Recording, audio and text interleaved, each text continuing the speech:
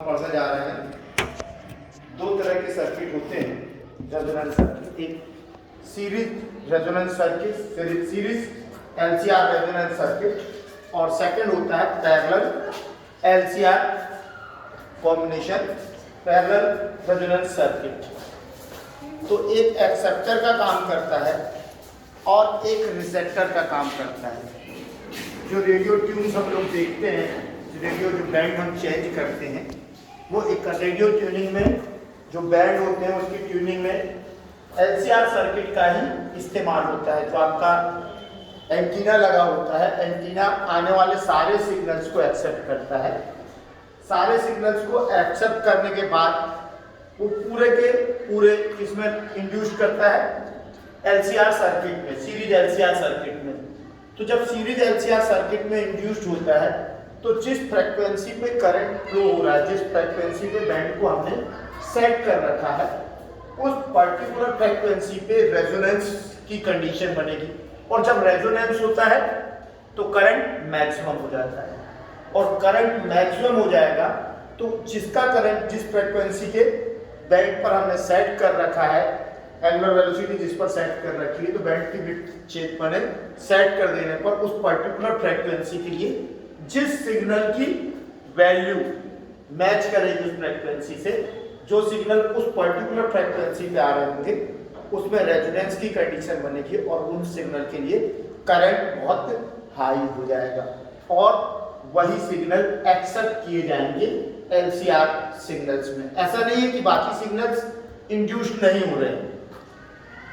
बाकी सिग्नल्स जो है उससे कम फ्रीक्वेंसी के, जैसे आपके अलग अलग रेडियो पे ट्यून्स आती हैं, बैंड्स आते हैं कि इतने पे मिर्ची आएगा, रेडियो मिर्ची आएगा, इतने पे बालाघाट आएगा, इतने पे विद्युत भारती आएगा। तो अलग अलग चैनल्स की अलग अलग बैंड्स की विड्थ अलग होती है। तो बैंड विड्थ कोई 98.7 पर है, कोई 97.5 पर है। तो ये क्या दिखाती है? ये बैंड विड्थ दिखाती है, फ्रीक्वेंसी दिखाती है। तो जितने भी रेडियो के टेलीकास्ट हो रहे हैं, जितने भी मैंने चैनल्स टेलीकास्ट हो रहे हैं, वो सारे के सारे चैनल्स टेलीकास्टिंग सिग्नल्स कहाँ पहुंचा दिए थे? टेलीकास्टिंग सिग्नल्स एंटीना के द्वारा, रेडियो के एंटीना के द्वारा एक्सेप्ट किए जाएंगे। यही काम कहाँ होता है? टीवी में भी होता है कि जितने टेलीकास्ट किए जा रहे हैं सबके सब एक्सेप्ट तो किए जाएंगे, उससे करंट भी इंड्यूस्ड होगा, लेकिन जिसका करंट हायर होगा, हायर करंट किसका होगा? जिस फ्रीक्वेंसी पे हमने सेट करके रखा है, जिस फ्रीक्वेंसी पर हमने अपने बैंडविड्थ को सेट कर रखा है, जिस चैनल को हमने लगा रखा है, वो क्या होगा? उसकी फ्रीक्वेंसी और किसकी फ्रीक्वेंसी? आने वाले सिग्नल की फ्रीक्वेंसी और सर्किट की फ्रीक्वेंसी जब सेम हो जाएगी तो कंडीशन किसकी बन जाएगी? रेजोनेंस की। अर्थात आपका जो फ्रीक्वेंसी 1 = 1/2π√LC होता है, F = सर्किट की फ्रीक्वेंसी क्या होती है? 1/2π√LC। रेजोनेंस की कंडीशन में हमने ये निकाला था। अब हम यदि L और C को सेट करें तो LC की वैल्यू चेंज करने पर L और C की वेरिएबल है, तो इनकी वैल्यू जैसे जैसे चेंज करेंगे तो F चेंज होते जाएगा। हम रेडियो में जब ट्यून करते हैं, बैंडविड्थ बदलते हैं, तो जनरली क्या होता है? C की कैपेसिटी चेंज कर देती है। जब C चेंज होगा तो L × C की वैल्यू चेंज होगी, और L × C चेंज होगा तो F चेंज हो जाएगा। तो सर्किट की फ्रीक्वेंसी हम सेट कर रहे हैं। अब जिस सर्किट की फ्रीक्वेंसी आने वाले सिग्नल्स की फ्रीक्वेंसी से मैच करेंगे, उस पर क्या हो जाएगा? रेजोनेंस हो जाएगा। उसका करंट क्या हो जाएगा? मैक्सिमम हो जाएगा। उसका करंट मैक्सिमम हो जाएगा और वही करंट फ्लो होके जाएगा, साउंड में कन्वर्ट होगा और हमें सुनाई देगा। तो अलग अलग हमें बैंड सेट करने पर जो अलग अलग ध्वनियाँ सुनाई देती हैं, अलग अलग साउंड सुनाई देते हैं, उसका मेन रीजन कौन है? LCR series circuit. ये क्या करता है? एक्सेप्ट करता है जिस पे रेजोनेंस होगा उसके करंट को मैक्सिमम कर देगा, और जिसका करंट मैक्सिमम होगा वो एक्सेप्ट कर लिया जाएगा, वही हमें सुनाई देगा। कभी कभी क्या होता है कि एक साथ रेडियो में दो आवाजें आती हैं, एक साथ रेडियो में दो आवाजें आती हैं एक साथ, माने कभी इसका पकड़ा, कभी एक लाइन 2 लाइन इसका बताया, फिर दूसरा फंस गया, तो दोनों एक ही नहीं आती। तो उसका कारण क्या है कि जब दो सिग्नल बहुत नजदीक हो, जिनके बैंडविड्थ नियर हो, तो उनके लिए क्या होता है कि आधे सिग्नल्स उसके फंसते हैं, आधे इसके लिए। कभी करंट, मैंने क्या कहा कि सारे के सारे सिग्नल्स जो हैं वो एंटीना के द्वारा एक्सेप्ट किए गए। एंटीना में जब सिग्नल्स एक्सेप्ट हुए, जो इलेक्ट्रोमैग्नेटिक वेव्स हैं, तो इलेक्ट्रोमैग्नेटिक वेव्स के रूप में सिग्नल्स एक्सेप्ट हुए, उसके प्रभाव में करंट फ्लो हुआ। कहाँ? करंट इंड्यूस्ड हुआ, किसमें? आपका करंट इंड्यूस्ड हो गया एलसीआर सर्किट में। अब एलसीआर सर्किट में जितने भी फ्रीक्वेंसी सर्किट की है, जो हमने सेट कर रखा सी या एल सी, एल भी कुछ में सेट होता है, कुछ में बैंड में सी सेट होता है, तो एल सी को सेट करके जितनी हमने फ्रीक्वेंसी रख रखी है सर्किट की, उतनी फ्रीक्वेंसी पे जो सिग्नल थे उसके लिए तो रेजोनेंस की कंडीशन हो गई। एल के लिए रेजिस्टेंस और सी के लिए रेजिस्टेंस, रिएक्टेंस सेम हो गए और रेजोनेंस की कंडीशन बन गई। जिसके लिए, जिस सिग्नल के लिए रेजोनेंस की कंडीशन बनी, वो सिग्नल क्या होगा, उसके लिए करंट मैक्सिमम हो जाएगा, और जिसके लिए करंट मैक्सिमम होगा वो सिग्नल्स हमें सुनाई देंगे और दिखाई देंगे। लेकिन यदि बीच में सभी सिग्नल्स आ रहे हैं, तो कुछ सिग्नल जो इसके आसपास के 90.8.7 है, 97.7 है, इनके बीच एक पर्टिकुलर इंटरवल रखा जाता है। इसी कारण से इनके बीच, बैंडविड्थ के बीच इंटरवल रखा जाता है। फिर भी यदि नजदीक है बैंड, फ्रीक्वेंसी कम के डिफरेंस पे है, तो I√2 के बराबर फ्रीक्वेंसी जितनी है, उसमें I√2 जितना मैक्सिमम करंट है, उतना के आसपास दोनों साइड में जितना चैनल है वो उसके साउंड सुनाई देंगे। मैंने करंट तो और के भी आ रहे हैं, रेजोनेंस जिस पे किया पर्टिकुलर फ्रीक्वेंसी पर रेजोनेंस होगा तो 7 सिग्नल सुनाई देंगे, एक ही सुनाई देगा। लेकिन उसके साथ साथ क्या है, बाकी सिग्नल्स के भी करंट रेजोनेंस के आसपास में, तो उनका भी करंट क्या होगा, बढ़ेगा। तो उनका करंट भी बढ़ेगा, तो वो फिल्टर नहीं हो रहा। एक्सेप्ट कौन हो रहा है? जो फ्रीक्वेंसी सर्किट की है, और जो सिग्नल उस फ्रीक्वेंसी का सिग्नल आ रहा है, तो उसमें मैक्सिमम करंट शुरू हो रहा है। इसलिए एलसीआर सर्किट को क्या कहा जाता है? Acceptor circuit. पर्टिकुलर चैनल को, पर्टिकुलर करंट को एक्सेप्ट करने वाला। और जो आपका दूसरा पैरेलल एलसीआर सर्किट है, पैरेलल एलसीआर सर्किट में क्या है कि if we connect L and R, if we combine LR circuit and CR circuit in parallel combination, यदि हम एक AC सोर्स से if we connect ये L, ये R, ये C, ये R, सेम रेजिस्टेंस के, सेम रेजिस्टेंस, लेकिन L इंडक्टेंस का एक इंडक्टर और C कैपेसिटेंस का एक कैपेसिटर हमने किसमें जोड़ दिया? Parallel combination. ये हम पैरेलल कॉम्बिनेशन बना रहे हैं, इसका LR और CR। अब LR और CR का जब पैरेलल कॉम्बिनेशन बनेगा, तो इसमें मान लेते हैं कि IL करंट फ्लो हुआ, इसमें IC किसी टाइम t पर इसमें फ्लो होने वाला करंट I हुआ। और जब पैरेलल कॉम्बिनेशन है, तो पैरेलल कॉम्बिनेशन में according to resistance, according to ratio of resistance, current will be divided into 2 part, one will be IL and one will be IC. Then total current I is equal to IL plus IC, या हम कह सकते हैं ILR plus ICR। अब ILR क्या होगा जो हमने निकाला? यदि हम ध्यान से देखें तो L में वोल्टेज करंट के से आगे होता है, पीछे आगे होता है।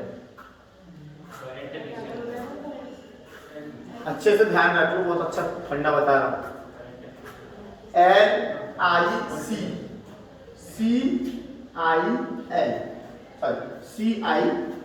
For B। C पहले आता I के तो पीछे रहता है, C पहले आया पीछे रहा, L आगे आ रहा है तो आगे, L I से आगे है तो वोल्टेज L में क्या होगा? करंट से आगे होगा।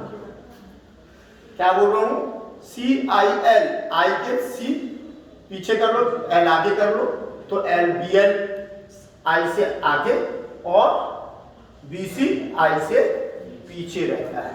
तो इसको भूलना मत, ध्यान रहेगा, कंफ्यूज नहीं होगे कि सी आई एल, सी पीछे सामने आया तो पीछे हो गया, इसके बाद आई सेंटर में, एल आगे तो एल आगे, बी एल। तो चूंकि बी एल आई के lead ahead by pi by 2, V L lead ahead current with pi by 2 and BC lag behind I by pi by 2। ठीक, C पहले आता तो पीछे है, यहां ध्यान से देखो, C पीछे L आगे, किसके लिए, पाथ B के लिए। सी आई एल देखोगे तुरंत समझ में आएगा कि C पीछे रहेगा, BC। तो मान लो इनका फेज एंगल फाई है, करंट से पीछे कौन है, करंट पीछे किसमें है, VL में, तो आपका VLR, ILR क्या हो जाएगा, ILR is equal to V naught, ये होता है I नॉट, पहले तो I नॉट लिख देता हूं, I not sign omega T minus five one, क्यों, क्योंकि वोल्टेज L में क्या है, करंट पीछे है, हम किसको लिख रहे हैं, ILR को, ILR में current left behind five one. ठीक, यहां पर एंड I और इसको और सिंप्लीफाई करें तो ILR is equal to I naught equal to V naught upon ZLR, I naught equal to V naught upon ZLR sine omega T minus five one, and there Z omega LR, Z omega LR is equal to under root R square plus L square omega square।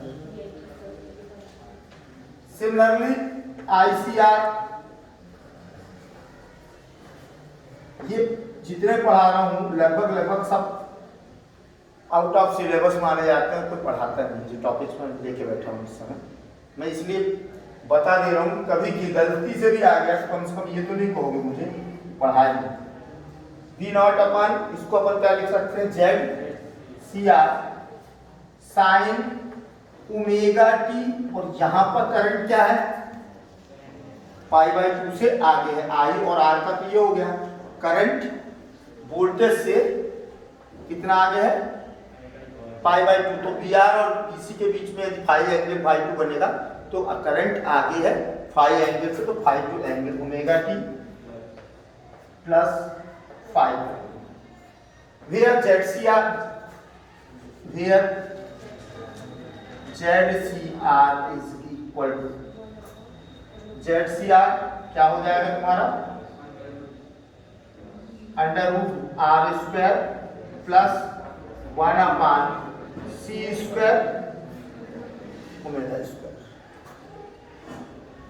ILR ICR हो गया, total current I is equal to V not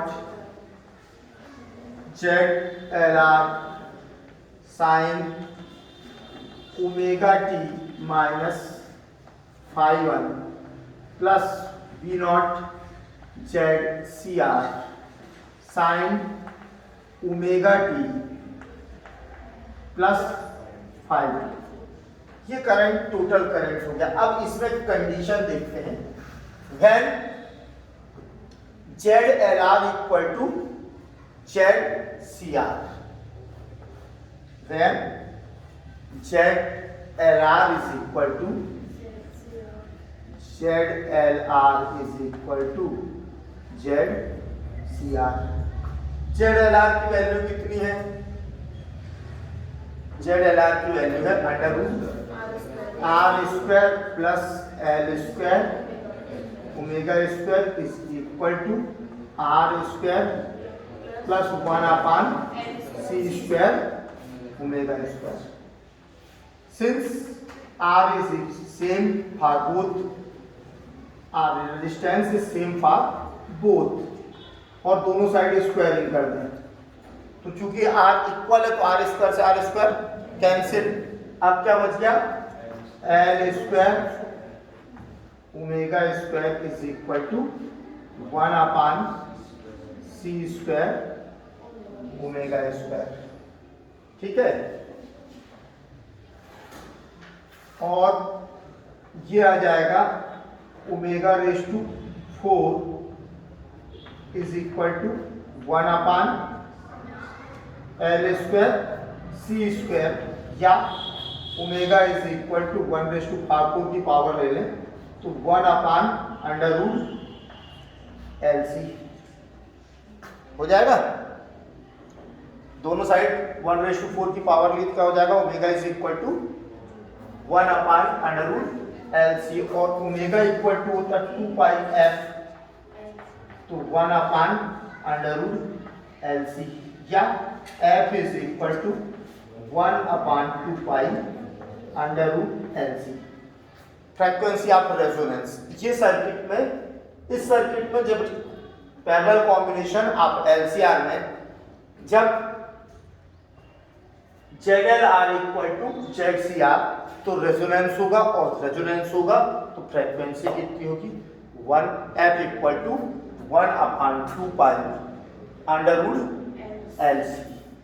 अब एक और चीज है कि जब दोनों बराबर ZLR ZCR तभी बराबर होंगे, R दोनों में सेम है, तो ये फ्रीक्वेंसी हो गई। फ्रीक्वेंसी के बाद हमें और क्या चाहिए, करंट कितना हो जाएगा, इस फ्रीक्वेंसी पर करंट कितना हो जाएगा, R नेग्लिजिबल हो गया, तो दोनों के इक्वल होने पर दोनों के बीच का एंगल क्या हो जाएगा, LR में हम देखें तो LR में दोनों के बीच φ1 कितना होगा LR के लिए 90 डिग्री, और CR के लिए भी कितना होगा 90 डिग्री।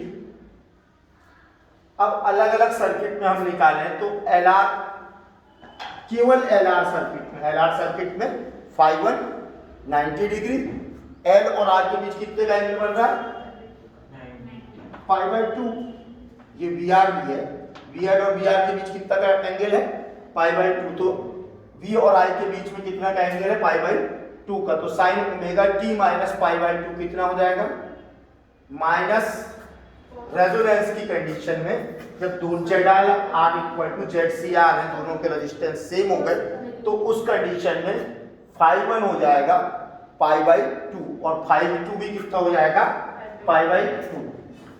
तो टोटल करंट I की पोजीशन देखो, I की कंडीशन देखो, I is equal to V0 ZLR और ZCR, तो इसको Z ही कर देते हैं, दोनों सेम है, sine omega t minus π/2 plus V0 Z upon Z sine omega t plus π/2।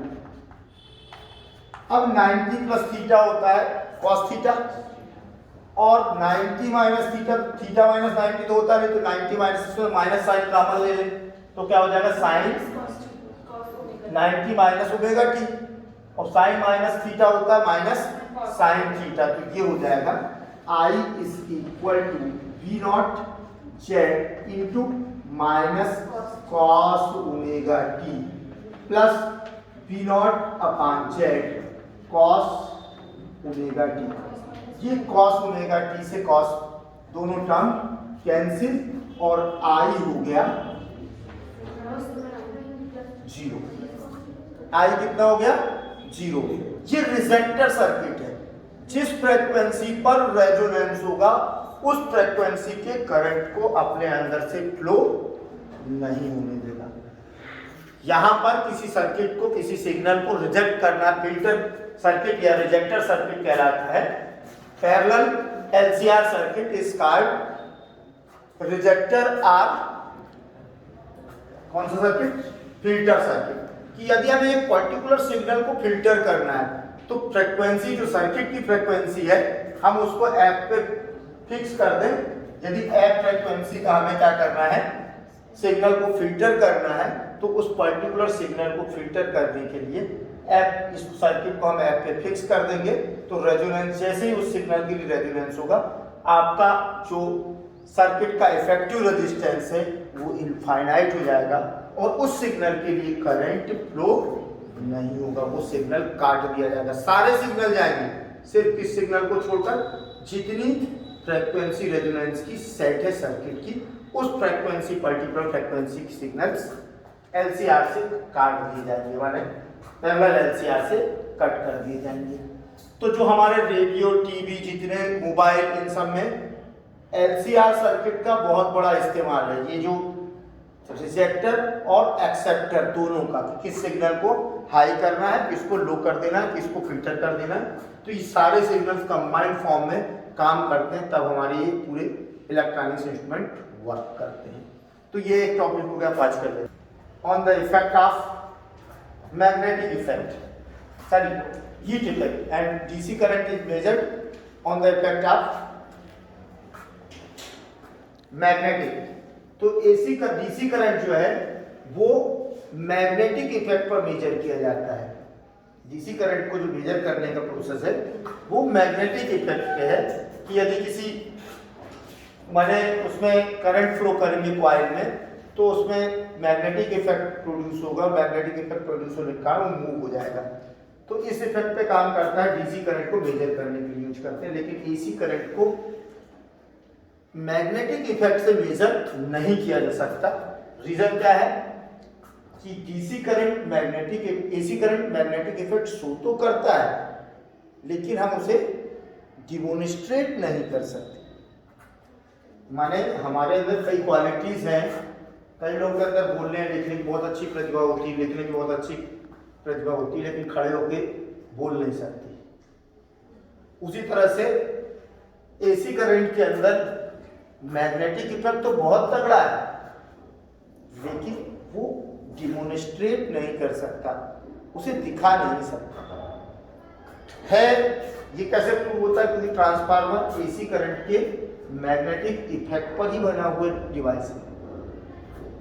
होता यह है कि कोई भी फिजिकल डिवाइस 1 सेकंड में 120 टाइम्स 60 टाइम्स वन साइड और 60 टाइम्स सेकंड टाइम साइड नहीं चल सकते। और पंखे को अपने को एसी करंट पे चलाना हो तो पंखे को एसी करंट पे चलाना है तो सेकंड के 60वें हिस्से 16 पार्ट ऑफ सेकंड ये वन साइड मूव होगा और उसी में जैसे ही मूव होता फिर सेकंड हाफ पार्ट 1/60 पर सेकंड साइड मूव हो जाएगा।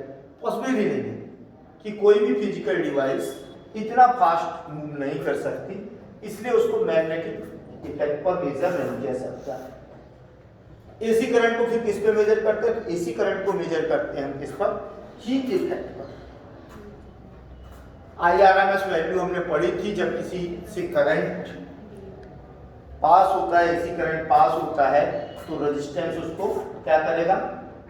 अपोज करेगा और अपोजिंग इफेक्ट के कारण वो हीट इफेक्ट प्रोड्यूस होगा। तो एसी करंट को मेजर करने के लिए जो गैल्वेनोमीटर बनाए जाते हैं वो हीट इफेक्ट पर बेस्ड होते हैं और हीट इफेक्ट IRMS वैल्यू पर, रूट मीन स्क्वायर वैल्यू पर बेस्ड होता है, क्योंकि मैंने अर्थात पावर पर बेस्ड होता है कि कितनी पावर, कितनी एनर्जी इसके अंदर से पास हुई। और पावर किस पर है? IRMS स्क्वायर पर। तो इसमें जो वैल्यूज है वो स्क्वायर वैल्यूज दी जाती हैं, 1, 4, 9, 16, 25। तो जो एसी गैल्वेनोमीटर होगा एसी मेजर करने का, अब यहाँ पर 0 है तो इसके आगे 1, अब 1 के आगे 4, तो मैंने 1 को यदि अपन ने इतने पे रखा है तो 4 कितने पे होगा? 1, 2, 3, मैंने ये आ गया 4, या 0 यहाँ ले लें हम, ये 1 हो गया फर्स्ट पैमाना, फिर ये 4 मेजर करेगा, 3 पार्ट में डिवाइड हुआ, 2, 3, 4, फिर इसके बाद 9, यहाँ कहीं 9, तो इक्वल नहीं होते। तो वैल्यू किसकी लिखी है? स्क्वायर वैल्यूज लिखी, 1, 4, 9। करंट की value 1 ampere, 4 ampere, 9 ampere, 16 ampere, 25 ampere, तो चूंकि हीट इफेक्ट इस पर डिपेंड होता है, रूट मीन स्क्वायर वैल्यू पे डिपेंड होता है। माने दो कारण अपने को देना है कि एसी गैल्वेनोमीटर में, एसी मेजर करने वाले गैल्वेनोमीटर में जो आपका स्केल है वो स्केल में इक्वल इंटरवल नहीं होते। पहली चीज हीट इफेक्ट पे मेजर किया जाता है, किसी को किस इफेक्ट पे मेजर किया जाता है, हीट इफेक्ट पे। और हीट इफेक्ट करंट के स्क्वायर वैल्यू पर, रूट मीन स्क्वायर वैल्यू पर डिपेंड होता है। हीट इफेक्ट किस पे डिपेंड होता है? करंट की रूट मीन स्क्वायर वैल्यू पर रिप्रेजेंट होता है, अर्थात पावर पर रिप्रेजेंट होता है। और पावर को रूट मीन स्क्वायर वैल्यू के स्क्वायर वैल्यू में शो किया जाता है, जिसके कारण इसमें प्रदर्शित वैल्यू 1, 4, 9, 16 होती हैं। इस कारण से इनके जो इंटरवल हैं वो क्या होते हैं? सेम ना होकर डिफरेंट होते हैं। माने बाकी जितने अपन ने पैमाने देखे उसमें सेम देखते हैं, यहाँ पर 1, 4, 9, तो जितना डिफरेंस हुआ एम्पियर का उतना ज़्यादा बड़ा गैप हो जाएगा। इसमें लिखा है since AC measurement is based on heating effect of current and heating effect of current is directly proportional to the square of current. Hence the definition in the hardware galvanometer is also directly proportional to the square of current. Due to this reason in the hardware galvanometer the graduations on the scale are not at equal intervals but they are closer in the beginning and then become further. It is used to measure both AC and DC. जो AC galvanometer है वो दोनों के लिए use किया सकता है, क्योंकि AC DC दोनों ही हीट इफेक्ट प्रोड्यूस करते हैं। करंट में magnetic, chemical, heat effect, AC DC दोनों ही क्या करते हैं? पैदा प्रोड्यूस करते हैं। दोनों ही क्या करते हैं? मैग्नेटिक, केमिकल और हीट इफेक्ट इन पर प्रोड्यूस करते हैं। लेकिन डीसी पूरे इफेक्ट को शो करता है। डीसी करंट में हम सारे इफेक्ट्स को डिमोन्स्ट्रेट कर सकते हैं, बट एसी में हम डिमोन्स्ट्रेट नहीं कर सकते। एसी में सिर्फ हीट इफेक्ट ही डिमोन्स्ट्रेट होता है। एक और क्वेश्चन इसी के नीचे नोट्स में भेज चुका हूँ, बताते जाऊँ। AC does not show the magnetic effect of current. Why? ये भी अभी बताया। In AC magnitude and direction both change with time very rapidly in AC, and the physical object cannot change the direction of reflection so rapidly. Due to this reason, AC does not show the magnetic effect. एक कोई भी object हमारी आंखें देख सकती हैं second का 10वां हिस्सा, सेकंड का 1/10वां हिस्सा तो हमारी आंखें देख पाती हैं। हम अपने हाथ को कितना भी फास्ट दोनों साइड मूवमेंट करना चाहें तो करके देखना सेकंड का कौन सा हिस्सा, 5वां, 7वां, 10वें से मन 10वां भी नहीं पहुंच पाओगे। अपनी हथेली को दोनों साइड फास्ट मूव करके देखना कि सेकंड के कौन सा, एक बोलो आराम से तो 1 सेकंड हो जाता है। यदि आराम से काउंटिंग करना शुरू करो 1 to 100 तो तुम देखोगे 100 सेकंड वैसे ही निकल गए। आराम से बोलो कि 1, 2, 3, इतने में 1 सेकंड हो जाता है। उस सेकंड के 60वें हिस्से में, माने उस सेकंड के यदि मूव करोगे तो सेकंड के बहुत फास्ट कोशिश करोगे, तीसरे या चौथे हिस्से में आप अपना हाथ मूव कर पाओगे। तो अब हम क्या कह रहे हैं कि 1 सेकंड में 60 बार इधर और 60 बार इधर किसी भी फिजिकल वस्तु को, जड़वत वस्तु को मूव करना पॉसिबल नहीं है। इस कारण से ये डिमोन्स्ट्रेट नहीं करता। अब पोलरिटी है, केमिकल भी इफेक्ट नहीं शो करता। क्यों नहीं करता? अब वो कह रहा है कि तो इलेक्ट्रोड और एनोड और कैथोड है, तो एनोड कैथोड में जब अपन एसी करंट लगाएंगे तो क्या होगा? 1 सेकंड के 60वें हिस्से में एनोड रहेगा और कैथोड रहेगा, और सेकंड के दूसरे 60वें हिस्से में एनोड कैथोड हो जाएगा। और कैथोड माने दोनों की पोलरिटी चेंज होने की जो टाइम लिमिट है वो कितनी है? 1/60 सेकंड तक कैन नॉट बी पॉसिबल। किसी भी ऑब्जेक्ट का मूवमेंट इतना फास्ट नहीं हो सकता, पोलरिटी का मूवमेंट इतना फास्ट नहीं हो सकता, और चूंकि नहीं हो सकता इसलिए डिमोन्स्ट्रेट नहीं करते। केमिकल इफेक्ट होता नहीं है, हम ये नहीं कह रहे हैं, मैग्नेटिक इफेक्ट होता नहीं है ये नहीं कह रहे, लेकिन डिमोनिस्ट्रेट नहीं कर सकते, क्योंकि जितने भी ऑब्जेक्ट हैं अब केवल एक माने सॉफ्ट आयरन है जो इतना फास्ट मैग्नेटिक इफेक्ट को एक्सेप्ट और रिजेक्ट करता है। पढ़ते जा रहे हैं, दो तरह के सर्किट होते हैं रेजोनेंस सर्किट, एक series resonance circuit, series LCR resonance circuit, और सेकंड होता है parallel LCR combination parallel resonance circuit. तो एक एक्सेप्टर का काम करता है और एक रिसेप्टर का काम करता है। जो रेडियो ट्यून्स हम लोग देखते हैं, रेडियो जो बैंड हम चेंज करते हैं, वो एक रेडियो ट्यूनिंग में जो बैंड होते हैं उसकी ट्यूनिंग में LCR सर्किट का ही इस्तेमाल होता है। जो आपका एंटीना लगा होता है, एंटीना आने वाले सारे सिग्नल्स को एक्सेप्ट करता है। सारे सिग्नल्स को एक्सेप्ट करने के बाद वो पूरे के पूरे इसमें इंड्यूस करता है LCR सर्किट में, सीरीज LCR सर्किट में। तो जब सीरीज LCR सर्किट में इंड्यूस्ड होता है तो जिस फ्रीक्वेंसी पे करंट फ्लो हो रहा है, जिस फ्रीक्वेंसी पे बैंड को हमने सेट कर रखा है, उस पर्टिकुलर फ्रीक्वेंसी पे रेजोनेंस की कंडीशन बनेगी। और जब रेजोनेंस होता है तो करंट मैक्सिमम हो जाता है, और करंट मैक्सिमम हो जाएगा तो जिसका करंट जिस फ्रीक्वेंसी के बैंड पर हमने सेट कर रखा है, एंगुलर वेलोसिटी जिस पर सेट कर रखी है, तो बैंड की विड्थ चेंज बने सेट कर देने पर उस पर्टिकुलर फ्रीक्वेंसी के लिए जिस सिग्नल की वैल्यू मैच करेगी उस फ्रीक्वेंसी से, जो सिग्नल उस पर्टिकुलर फ्रीक्वेंसी पे आ रहे होंगे, उसमें रेजोनेंस की कंडीशन बनेगी और उन सिग्नल के लिए करंट बहुत हाई हो जाएगा और वही सिग्नल एक्सेप्ट किए जाएंगे LCR सिग्नल्स में। ऐसा नहीं है कि बाकी सिग्नल्स इंड्यूस्ड नहीं हो रहे हैं, बाकी सिग्नल्स जो है उससे कम फ्रीक्वेंसी के, जैसे आपके अलग अलग चैनल रेडियो में ट्यून्स आती हैं, बैंड्स आते हैं कि इतने पे मिर्ची आएगा, रेडियो मिर्ची आएगा, इतने पे बालाघाट आएगा, इतने पे विविध भारती आएगा। तो अलग अलग चैनल्स की अलग अलग बैंड्स की विड्थ अलग होती है। तो बैंड विड्थ कोई 98.7 पर है, कोई 97.5 पर है। तो ये क्या दिखाती है? बैंड विड्थ दिखाती है, फ्रीक्वेंसी दिखाती है। तो जितने भी रेडियो के टेलीकास्ट हो रहे हैं, जितने भी मैंने चैनल्स टेलीकास्ट हो रहे हैं, वो सारे के सारे चैनल्स टेलीकास्टिंग सिग्नल्स कहाँ पहुंचा जाते हैं?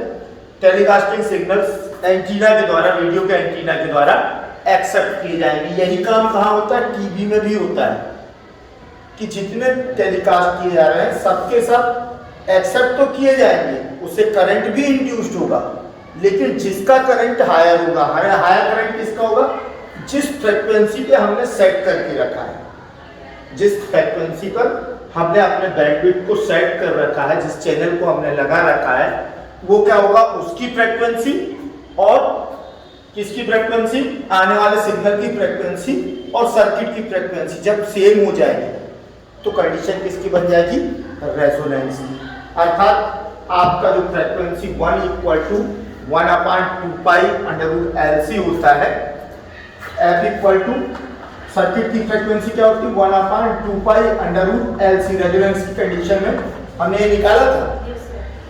अब हम यदि L और C को सेट करें तो LC की वैल्यू चेंज करने पर L और C की वेरिएबल है, तो इनकी वैल्यू जैसे जैसे चेंज करेंगे तो F चेंज होते जाएगा। हम रेडियो में जब ट्यून करते हैं, बैंडविड्थ बदलते हैं, तो जनरली क्या होता है? C की कैपेसिटी चेंज कर देती है। जब C चेंज होगा तो L/C की वैल्यू चेंज होगी, और L/C चेंज होगा तो F चेंज हो जाएगा। तो सर्किट की फ्रीक्वेंसी हम सेट कर रहे हैं। अब जिस सर्किट की फ्रीक्वेंसी आने वाले सिग्नल्स की फ्रीक्वेंसी से मैच करेंगे, उस पर क्या हो जाएगा? रेजोनेंस हो जाएगा। उसका करंट क्या हो जाएगा? मैक्सिमम हो जाएगा। उसका करंट मैक्सिमम हो जाएगा और वही करंट फ्लो होके जाएगा, साउंड में कन्वर्ट होगा और हमें सुनाई देगा। तो अलग अलग हमें बैंड सेट करने पर जो अलग अलग ध्वनियाँ सुनाई देती हैं, अलग अलग साउंड सुनाई देते हैं, उसका मेन रीजन कौन है? LCR series circuit. ये क्या करता है? एक्सेप्ट करता है जिस पे रेजोनेंस होगा उसके करंट को मैक्सिमम कर देगा, और जिसका करंट मैक्सिमम होगा वो एक्सेप्ट कर लिया जाएगा, वही हमें सुनाई देगा। कभी कभी क्या होता है? कि एक साथ रेडियो में दो आवाजें आती हैं, एक साथ रेडियो में दो आवाजें आती हैं एक साथ, माने कभी इसका पकड़ा, कभी एक लाइन दो लाइन इसका बताया, फिर दूसरा फंस गया, तो दोनों एक ही नहीं आती। तो उसका कारण क्या है कि जब दो सिग्नल बहुत नजदीक हो, जिनके बैंडविड्थ नियर हो, तो उनके लिए क्या होता है कि आधे सिग्नल्स उसके फंसते हैं, आधे इसके लिए। कभी करंट, मैंने क्या कहा कि सारे के सारे सिग्नल्स जो हैं वो एंटीना के द्वारा एक्सेप्ट किए गए। एंटीना में जब सिग्नल्स एक्सेप्ट हुए, जो इलेक्ट्रोमैग्नेटिक वेव्स हैं, तो इलेक्ट्रोमैग्नेटिक वेव्स के रूप में सिग्नल्स एक्सेप्ट हुए, उसके प्रभाव में करंट फ्लो हुआ। कहाँ? करंट इंड्यूस्ड हुआ, किसमें? आपका करंट इंड्यूस्ड हो गया एलसीआर सर्किट में।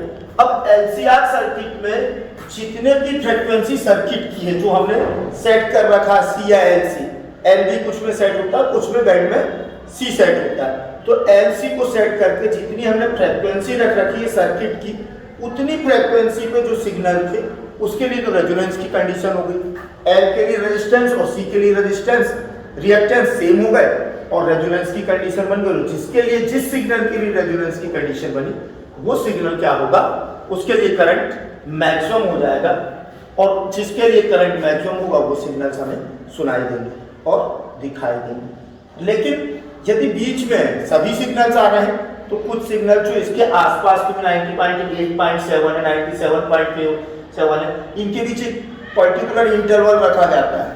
इसी कारण से इनके बीच, बैंडविड्थ के बीच इंटरवल रखा जाता है। फिर भी यदि नजदीक है बैंड, फ्रीक्वेंसी कम के डिफरेंस पे है, तो I√2 के बराबर फ्रीक्वेंसी जितनी है, उसमें I√2 जितना मैक्सिमम करंट है, उतना के आसपास दोनों साइड में जितना चैनल है वो उसके साउंड सुनाई देंगे। मैंने करंट तो और के भी आ रहे हैं, रेजोनेंस जिस पे किया पर्टिकुलर फ्रीक्वेंसी को रेजोनेंस होगा तो साफ सिग्नल सुनाई देंगे, एक ही सुनाई देगा।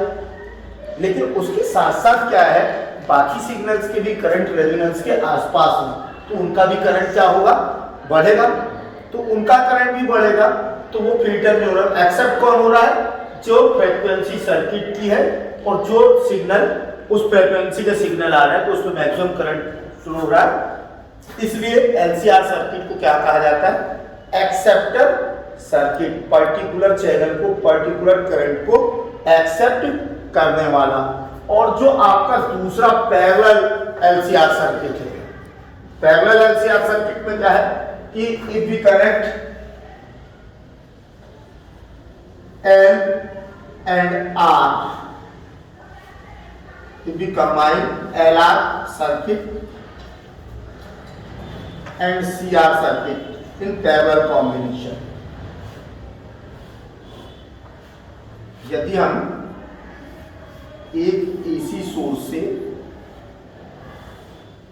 if we connect ये L, ये R, ये C, ये R, सेम रेजिस्टेंस के, सेम रेजिस्टेंस लेकिन L इंडक्टेंस का एक इंडक्टर और C कैपेसिटेंस का एक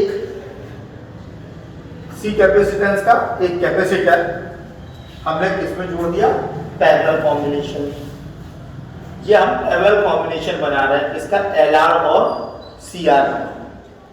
अब LR और CR का जब पैरेलल कॉम्बिनेशन बनेगा, तो इसमें मान लेते हैं कि IL करंट फ्लो हुआ, इसमें IC किसी टाइम t पर इसमें फ्लो होने वाला करंट I हुआ।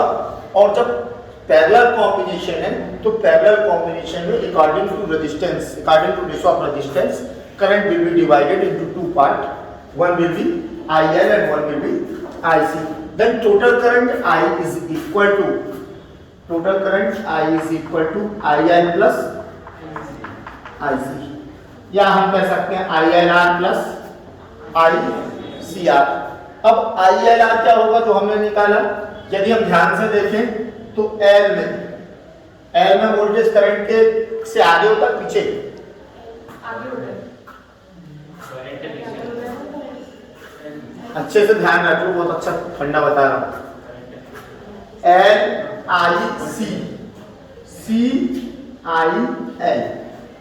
CIL फार B। C पहले आता I के, तो पीछे रहता है, सी पहले आया पीछे रहा, एल आगे आ रहा है तो आगे, एल आई से आगे है तो वोल्टेज एल में क्या होगा, करंट से आगे होगा। क्या बोल रहा हूं, सी आई एल, आई के सी पीछे कर लो, एल आगे कर लो, तो एल बी एल आई से आगे और बी सी आई से पीछे रहता है। तो इसको भूलना मत, ही ध्यान रहेगा, कंफ्यूज नहीं होंगे कि सी आई एल, सी पीछे सामने आया तो पीछे हो गया, इसके बाद आई सेंटर में, एल आगे तो एल आगे, बी एल, तो चूंकि बी एल आई के lead ahead by pi by 2, V L lead ahead current with pi by 2 and BC lag behind I by pi by, ठीक। C पहले आता तो पीछे है, यहां ध्यान से देखो, C पीछे L आगे, किसके लिए, पाथ B के लिए। सी आई एल देखोगे तुरंत समझ में आएगा कि C पीछे रहेगा, BC भी। तो मान लो इनका फेज एंगल फाई है, करंट से पीछे कौन है, करंट पीछे किसमें है, VL में, तो आपका VLR, ILR क्या हो जाएगा, ILR is equal to B naught, ये होता है I नॉट, पहले तो I नॉट लिख देता हूं, I not sign omega T minus five one, क्यों, क्योंकि वोल्टेज L में क्या है, करंट पीछे है, हम किसको लिख रहे हैं, ILR को, ILR में करंट लैग बिहाइंड 5 ठीक। यहां पर एंड I, और इसको और सिंप्लीफाई करें तो ILR is equal to I naught equal to V naught upon ZLR,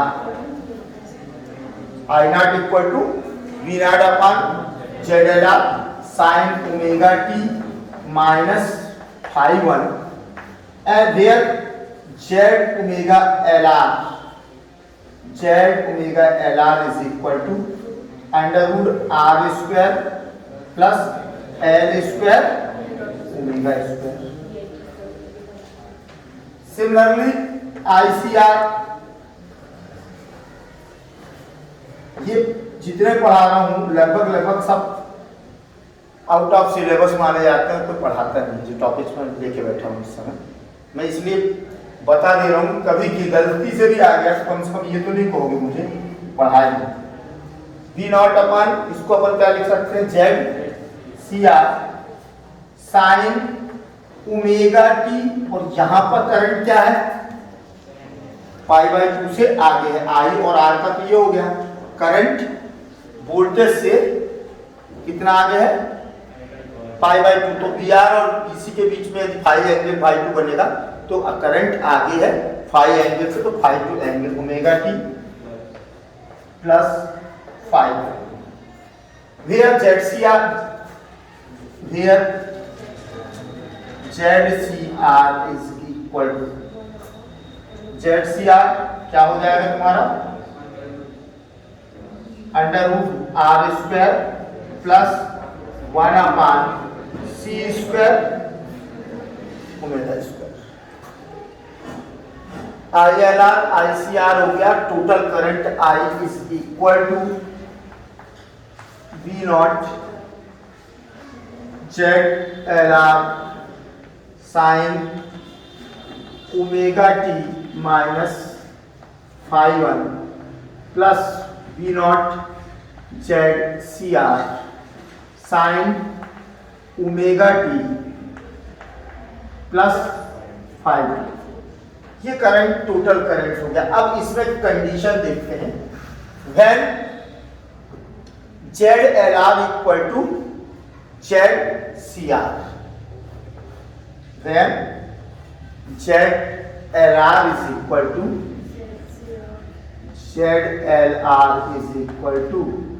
ZCR, ZLR की वैल्यू कितनी है, ZLR की वैल्यू है under root R square plus L square omega square is equal to R square plus 1 upon C square omega square. Since R is same for both, R resistance is same for both, और दोनों side squaring कर दें. तो चूंकि R equal है तो R square से R square cancel. अब क्या बच गया? L square omega square is equal to 1 upon C square omega square. ठीक है. और ये आ जाएगा omega raise to 4 is equal to 1 upon L square C square, या omega is equal to 1 raise to 4 की पावर ले लें तो 1 upon under root L C हो जाएगा. दोनों साइड 1 रेस टू 4 की पावर ली तो क्या हो जाएगा? Omega is equal to 1 upon under root L C, और ओमेगा इक्वल टू होता है 2 पाई एफ, तो 1 upon under root L C, या F is equal to 1 upon 2 pi under root L C. Frequency of resonance. ये circuit में, इस circuit में जब पैरेलल कॉम्बिनेशन ऑफ एलसीआर में जब ZLR इक्वल टू ZCR तो रेजोनेंस होगा, और रेजोनेंस होगा तो फ्रीक्वेंसी कितनी होगी? 1 F equal to 1 upon 2 pi under root L C.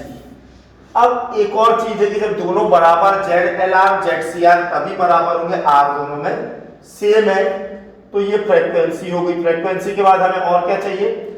Current कितना हो जाएगा? इस फ्रीक्वेंसी पर करंट कितना हो जाएगा? R नेग्लिजिबल हो गया, तो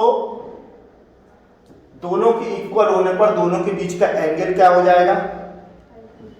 LR में हम देखें तो LR में दोनों के बीच φ1 कितना होगा? LR के लिए 90 डिग्री, और CR के लिए भी कितना होगा? 90 डिग्री. अब अलग अलग सर्किट में हम निकालें तो LR, केवल LR सर्किट में φ1 90 डिग्री, L और R के बीच कितने का एंगल बन रहा है?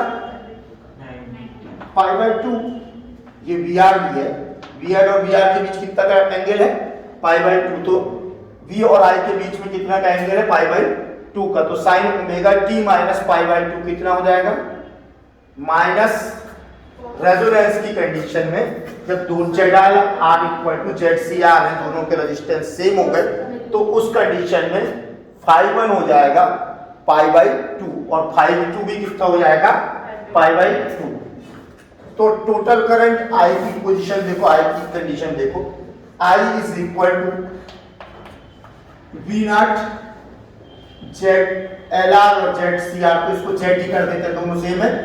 Sine omega t minus π/2 plus V0 Z upon Z sine omega t plus π/2.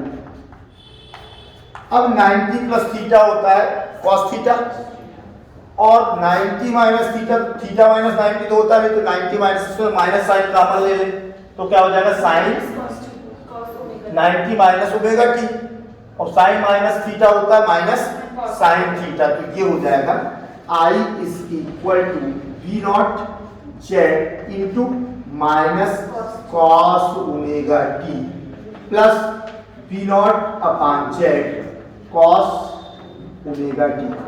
ये कॉस ओमेगा t से कॉस दोनों टर्म कैंसिल, और I हो गया 0. I कितना हो गया? 0. ये रिजेक्टर सर्किट है. जिस फ्रीक्वेंसी पर रेजोनेंस होगा उस फ्रीक्वेंसी के करंट को अपने अंदर से फ्लो नहीं होने देगा. यहां पर किसी सर्किट को, किसी सिग्नल को रिजेक्ट करना फिल्टर सर्किट या रिजेक्टर सर्किट कहलाता है. Parallel LCR circuit is called rejector or कौन सा सर्किट? Filter circuit. कि यदि हमें एक पर्टिकुलर सिग्नल को फिल्टर करना है तो फ्रीक्वेंसी जो सर्किट की फ्रीक्वेंसी है हम उसको एफ पे फिक्स कर दें। यदि एफ फ्रीक्वेंसी का हमें क्या करना है, सिग्नल को फिल्टर करना है, तो उस पर्टिकुलर सिग्नल को फिल्टर करने के लिए एफ, इस सर्किट को हम एफ पे फिक्स कर देंगे। तो रेजोनेंस जैसे ही उस सिग्नल के लिए रेजोनेंस होगा, आपका जो सर्किट का इफेक्टिव रेजिस्टेंस है वो इनफाइनाइट हो जाएगा और उस सिग्नल के लिए करंट फ्लो नहीं होगा, वो सिग्नल काट दिया जाएगा। सारे सिग्नल जाएंगे, सिर्फ इस सिग्नल को छोड़कर जितनी फ्रीक्वेंसी रेजोनेंस की सेट है सर्किट की, उस फ्रीक्वेंसी पर्टिकुलर फ्रीक्वेंसी की सिग्नल्स एलसीआर से काट दिए जाएंगे, माने पैरेलल एलसीआर से कट कर दिए जाएंगे।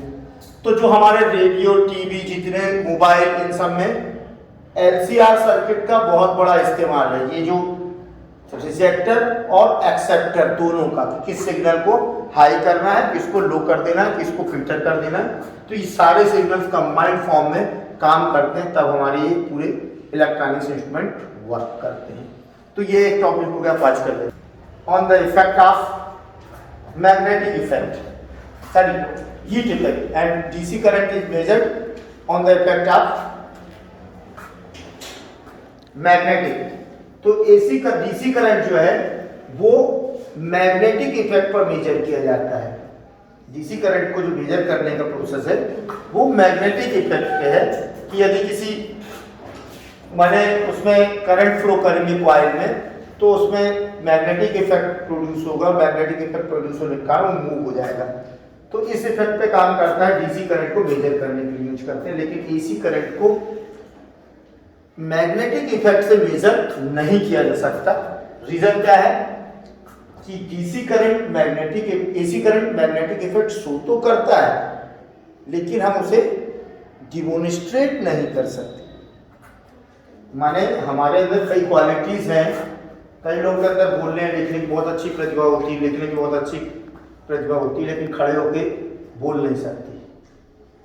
उसी तरह से एसी करंट के अंदर मैग्नेटिक इफेक्ट तो बहुत तगड़ा है, लेकिन वो डिमोनिस्ट्रेट नहीं कर सकता, उसे दिखा नहीं सकता है। ये कैसे प्रूव होता है? क्योंकि ट्रांसफार्मर एसी करंट के मैग्नेटिक इफेक्ट पर ही बना हुआ डिवाइस है। होता यह है कि कोई भी फिजिकल डिवाइस 1 सेकंड में 120 टाइम्स 60 टाइम्स वन साइड और 60 टाइम्स सेकंड टाइम साइड नहीं चल सकते। और पंखे को अपने को एसी करंट पे चलाना हो, तो पंखे को एसी करंट पे चलाना है तो सेकंड के 60वें हिस्से 16 पार्ट ऑफ सेकंड ये वन साइड मूव होगा, और उसी में जैसे ही मूव होता फिर सेकंड हाफ 1/60 पर सेकंड साइड मूव हो जाएगा। पॉसिबल ही नहीं है कि कोई भी फिजिकल डिवाइस इतना फास्ट मूव नहीं कर सकती, इसलिए उसको मैग्नेटिक इफेक्ट पर मेजर नहीं किया सकता। एसी करंट को फिर किस पे मेजर करते हैं? एसी करंट को मेजर करते हैं हम किस पर? हीट इफेक्ट पर। IRMS वैल्यू हमने पढ़ी थी, जब किसी से करंट पास होता है, एसी करंट पास होता है, तो रेजिस्टेंस उसको क्या करेगा? अपोज करेगा, और अपोजिंग इफेक्ट के कारण वो हीट इफेक्ट प्रोड्यूस होगा। तो एसी करंट को मेजर करने के लिए जो गैल्वेनोमीटर बनाए जाते हैं वो हीट इफेक्ट पर बेस्ड होते हैं, और हीट इफेक्ट IRMS वैल्यू पर, रूट मीन स्क्वायर वैल्यू पर बेस्ड होता है, क्योंकि मैंने अर्थात पावर पर बेस्ड होता है कि कितनी पावर, कितनी एनर्जी इसके अंदर से पास हुई, और पावर किस पर है? IRMS स्क्वायर पर। तो इसमें जो वैल्यूज है वो स्क्वायर वैल्यूज दी जाती हैं, 1, 4, 9, 16, 25। तो जो एसी गैल्वेनोमीटर होगा एसी मेजर करने का, अब यहाँ पर 0 है तो इसके आगे 1, अब 1 के आगे 4, तो मैंने 1 को यदि अपन ने इतने पे रखा है तो 4 कितने पे होगा? 1, 2, 3, मैंने ये आ गया 4, या 0 यहाँ ले लें हम, ये 1 हो गया फर्स्ट पैमाना, फिर ये 4 मेजर करेगा, 3 पार्ट में डिवाइड हुआ, 2, 3, 4, फिर इसके बाद 9, यहाँ कहीं 9, तो इक्वल नहीं होते, तो वैल्यू किसकी लिखी है, स्क्वायर वैल्यूज लिखी 149, करंट की value 1 ampere, 4 ampere, 9 ampere, 16 ampere, 25 ampere. तो चूंकि हीट इफेक्ट किस पर डिपेंड होता है, रूट मीन स्क्वायर वैल्यू पर डिपेंड होता है। माने दो कारण अपने को देना है कि एसी गैल्वेनोमीटर में, एसी मेजर करने वाले गैल्वेनोमीटर में जो आपका स्केल है वो स्केल में इक्वल इंटरवल नहीं होते, इक्वल इंटरवल नहीं होते। पहली चीज हीट इफेक्ट पे मेजर किया जाता है, किसी को किस इफेक्ट पे मेजर किया जाता है, हीट इफेक्ट पे। और हीट इफेक्ट करंट के स्क्वायर वैल्यू पर, रूट मीन स्क्वायर वैल्यू पर डिपेंड होता है। हीट इफेक्ट किस पे डिपेंड होता है, करंट की रूट मीन स्क्वायर वैल्यू पर रिप्रेजेंट होता है, अर्थात पावर पर रिप्रेजेंट होता है। और पावर को रूट मीन स्क्वायर वैल्यू के स्क्वायर वैल्यू में शो किया जाता है, जिसके कारण इसमें प्रदर्शित वैल्यू 1, 4, 9, 16 होती हैं। इस कारण से इनके जो इंटरवल हैं वो क्या होते हैं, सेम ना होकर डिफरेंट होते हैं। माने बाकी जितने अपन ने पैमाने देखे उसमें सेम देखते हैं, यहाँ पर 1, 4, 9, तो जितना डिफरेंस हुआ एम्पियर का उतना ज्यादा बड़ा गैप हो जाएगा।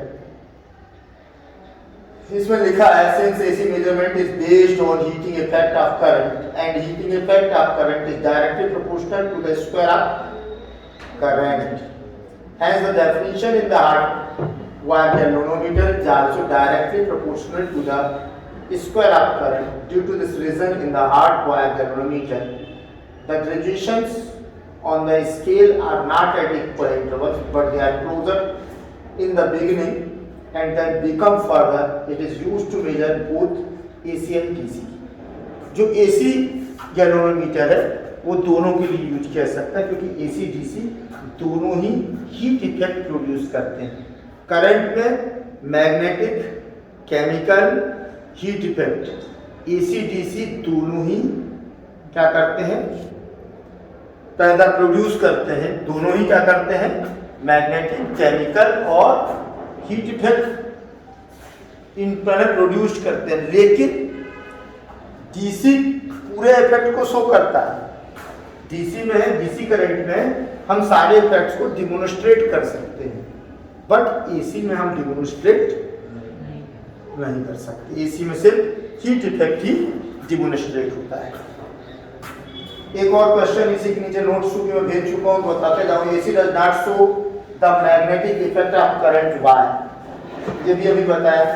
इन AC magnitude and direction both change with time very rapidly in AC and the physical object can not change the direction of reflection so rapidly. Due to this reason AC does not show the magnetic effect. एक कोई भी object हमारी आंखें देख सकती हैं second का 10वां हिस्सा, सेकंड का 1/10वां हिस्सा तो हमारी आंखें देख पाती हैं। हम अपने हाथ को कितना भी फास्ट दोनों साइड मूवमेंट करना चाहें तो करके देखना सेकंड का कौन सा हिस्सा, 5वां, 7वां, 10वें से मन 10वां भी नहीं पहुंच पाओगे। अपनी हथेली को दोनों साइड फास्ट मूव करके देखना कि सेकंड के कौन सा, एक बोलो आराम से तो 1 सेकंड हो जाता है। यदि आराम से काउंटिंग करना शुरू करो 1 to 100 तो तुम देखोगे 100 सेकंड वैसे ही निकल गए। आराम से बोलो कि 1 2 3 इतने में 1 सेकंड हो जाता है। उस सेकंड के 60वें हिस्से में, माने उस सेकंड के यदि मूव करोगे तो सेकंड के बहुत फास्ट कोशिश करोगे, तीसरे या चौथे हिस्से में आप अपना हाथ मूव कर पाओगे। तो अब हम क्या कह रहे हैं कि 1 सेकंड में 60 बार इधर और 60 बार इधर किसी भी फिजिकल वस्तु को, जड़वत वस्तु को मूव करना पॉसिबल नहीं है। इस कारण से ये डिमोन्स्ट्रेट नहीं करता। अब पोलरिटी है, केमिकल भी इफेक्ट नहीं शो करता। क्यों नहीं करता? अब वो कह रहा है कि तो इलेक्ट्रोड और एनोड और कैथोड है, तो एनोड कैथोड में जब अपन एसी करंट लगाएंगे तो क्या होगा, 1 सेकंड के 60वें हिस्से में एनोड रहेगा और कैथोड रहेगा, और सेकंड के दूसरे 60वें हिस्से में एनोड कैथोड हो जाएगा। और कैथोड माने दोनों की पोलरिटी चेंज होने की जो टाइम लिमिट है वो कितनी है, 1/60 सेकंड तक कैन नॉट बी पॉसिबल। किसी भी ऑब्जेक्ट का मूवमेंट इतना फास्ट नहीं हो सकता, पोलैरिटी का मूवमेंट इतना फास्ट नहीं हो सकता, और चूंकि नहीं हो सकता इसलिए डिमोन्स्ट्रेट नहीं करते। केमिकल इफेक्ट होता नहीं है, हम ये नहीं कह रहे हैं, मैग्नेटिक इफेक्ट होता नहीं है ये नहीं कह रहे, लेकिन डिमोन्स्ट्रेट नहीं कर सकते क्योंकि जितने भी ऑब्जेक्ट हैं अब केवल एक माने सॉफ्ट आयरन है जो इतना फास्ट मैग्नेटिक इफेक्ट को एक्सेप्ट और रिजेक्ट करता है।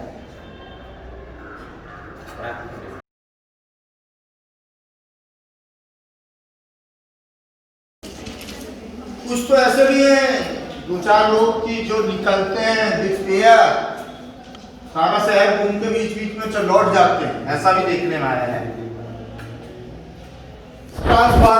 ट्रांसफार्मर क्या है? ट्रांसफार्मर आप सबने देखा होगा। Word transformer noun, this transform what voltage और potential difference, which transform which convert. Transformer केवल वर्ड से पकड़ो, transformer which will be transformer which transform what potential difference or energy.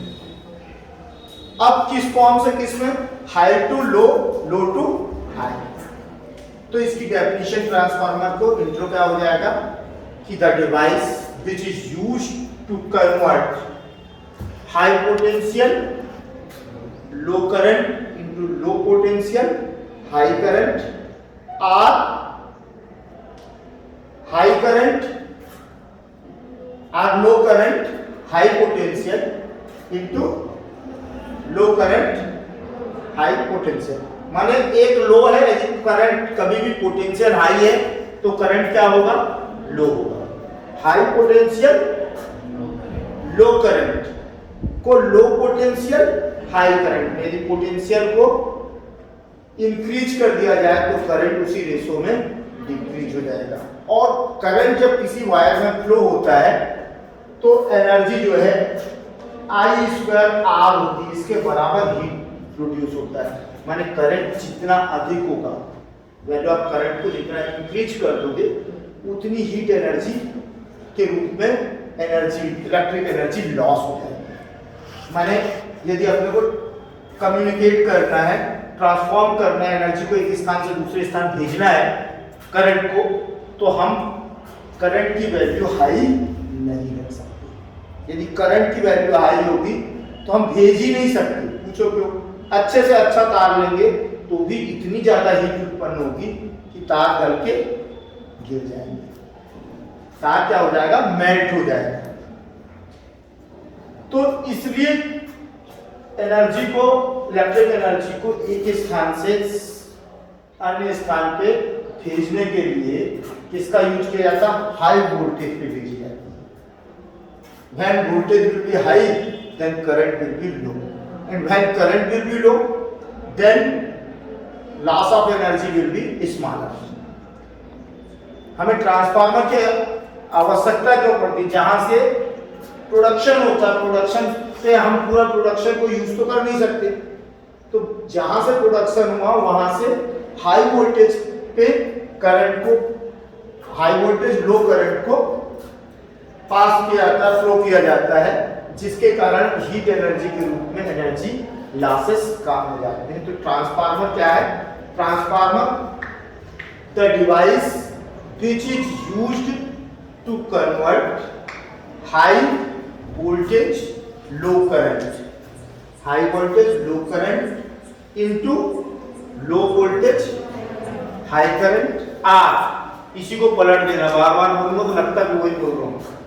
High voltage low current into low voltage high current, और low voltage high current into high voltage low current. Continue एक या दो बार बोलोगे तो सही से नहीं बोल सकते, दोनों को साथ साथ रिपीट करोगे। तो ये तो ट्रांसफार्मर हो गया। There are two types of transformer. First step up transformer, step up transformer, और second step down.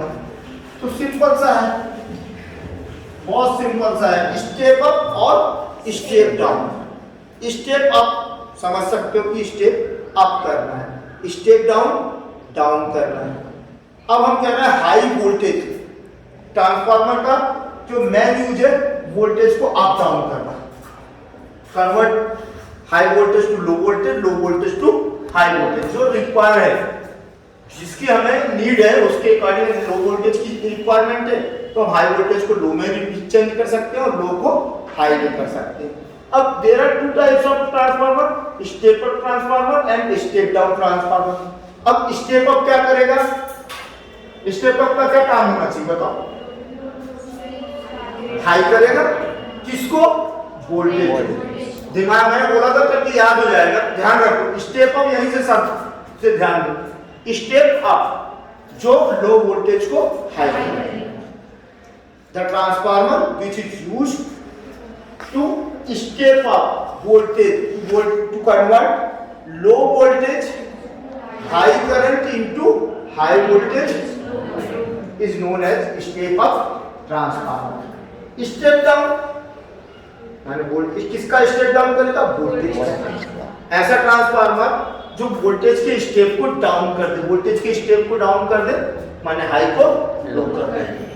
The transformer which is used to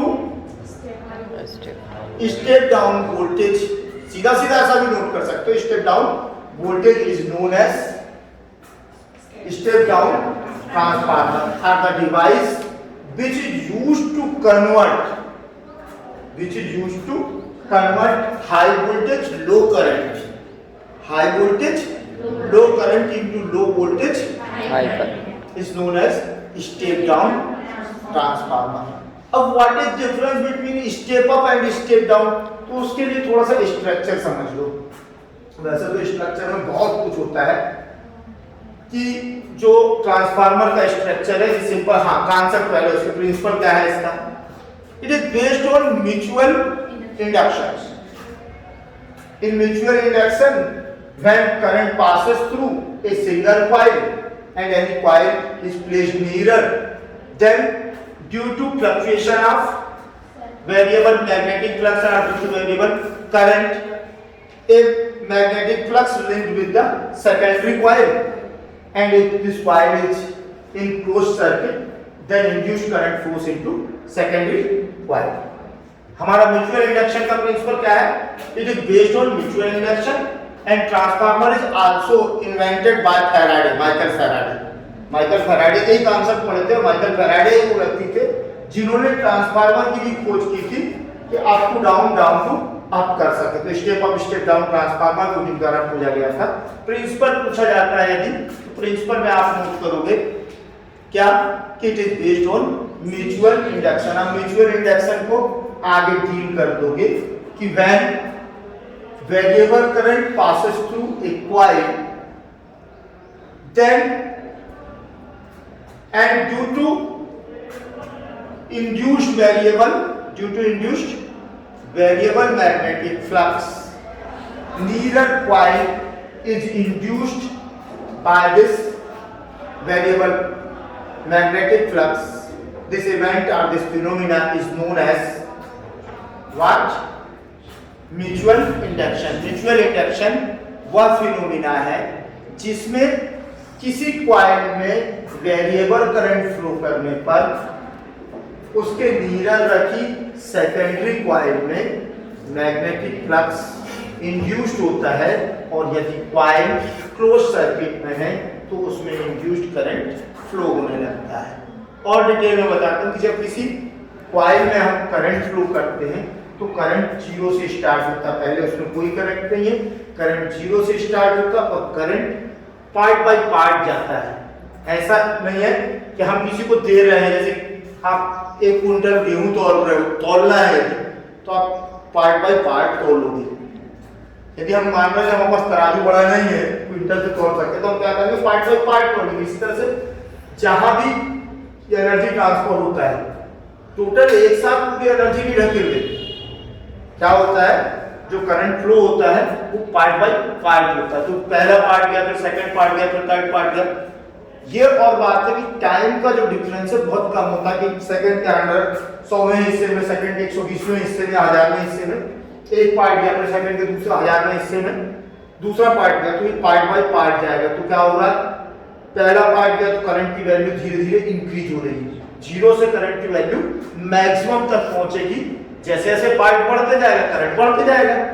अब करंट जब वेरिएबल है, मतलब करंट क्या हो गया वेरिएबल, पहले जीरो था मान लो, फिर 5 हुआ, फिर 10 हुआ, 5 का जा रहा पार्ट मान लो, तो फर्स्ट 0, फिर 5, फिर 10, फिर 15, फिर 20 इंक्रीज होते जा रही वैल्यू करंट की। और जब करंट की वैल्यू इंक्रीज होगी तो मैग्नेटिक फील्ड जो करंट के फ्लो के कारण उत्पन्न होती है, हमने कहा कि जब भी कहीं करंट फ्लो होगा तो उसके चारों ओर around the current magnetic field is induced. तो किस जहां भी करंट फ्लो होगा उसके चारों ओर मैग्नेटिक फील्ड इंड्यूस होती है। और यही जब करंट वेरिएबल है तो मैग्नेटिक फील्ड भी क्या होगी, वेरिएबल होगी, क्योंकि जिस मात्रा में करंट की इंटेंसिटी जितनी होगी उसी इंटेंसिटी का मैग्नेटिक फील्ड होगा।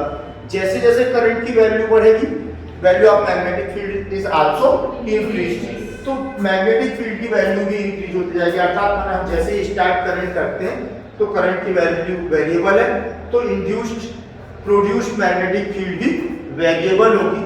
और यही वेरिएबल मैग्नेटिक फील्ड यदि किसी कंडक्टर से लिंक्ड हो जाए या कॉइल से लिंक्ड हो जाए तो क्या होगा, वो कॉइल उसका अगेंस्ट करेगा, और अगेंस्ट करने के लिए उसके अंदर अपोजिट डायरेक्शन में उतना ही मैग्नेटिक फ्लक्स प्रोड्यूस्ड होना चाहिए। तो जब नीरल और बहुत दूर नहीं, यहाँ हम कॉइल में करंट फ्लो कर रहे हैं, वहां कॉइल में वो करंट, यदि कोई बहुत नीरल रखी हुई है कॉइल, तो जो मैग्नेटिक फील्ड प्रोड्यूस्ड हो रही है वो मैग्नेटिक फील्ड उस नीरल रखी कॉइल से क्या हो जाएगी, कनेक्ट हो जाएगी, एसोसिएटेड हो जाएगी।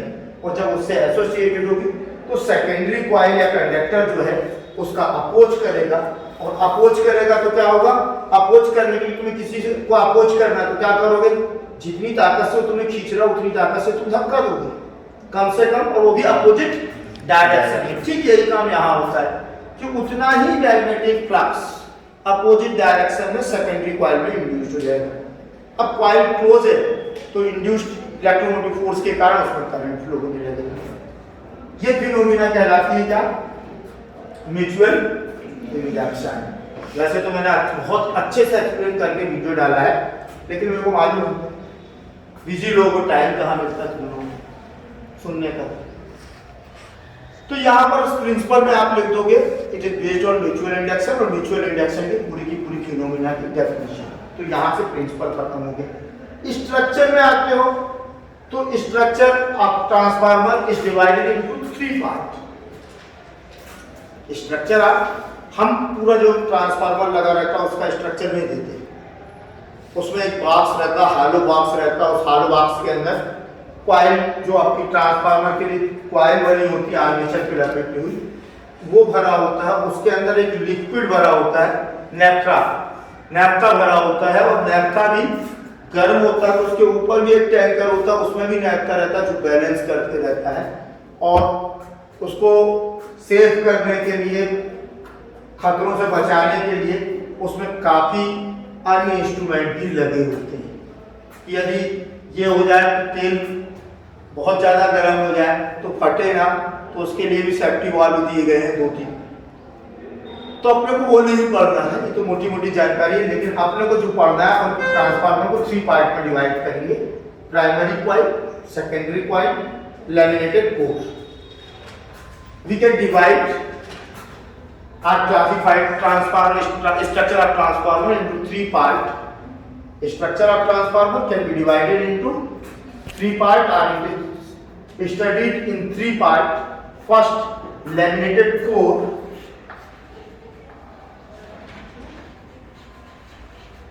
Laminated core. Second, primary coil.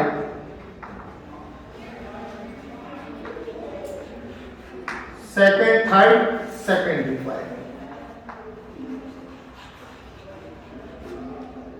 ठीक, केवल इतना छोटा सा स्ट्रक्चर है, primary coil, secondary coil, laminated core. Laminated core क्या है कि to avoid eddy current, shaft, तुम लोग बात कर, मैं छोड़ देता हूँ, या आके यहाँ खड़े होकर बता दो, मैं भी बैठ जाता हूँ।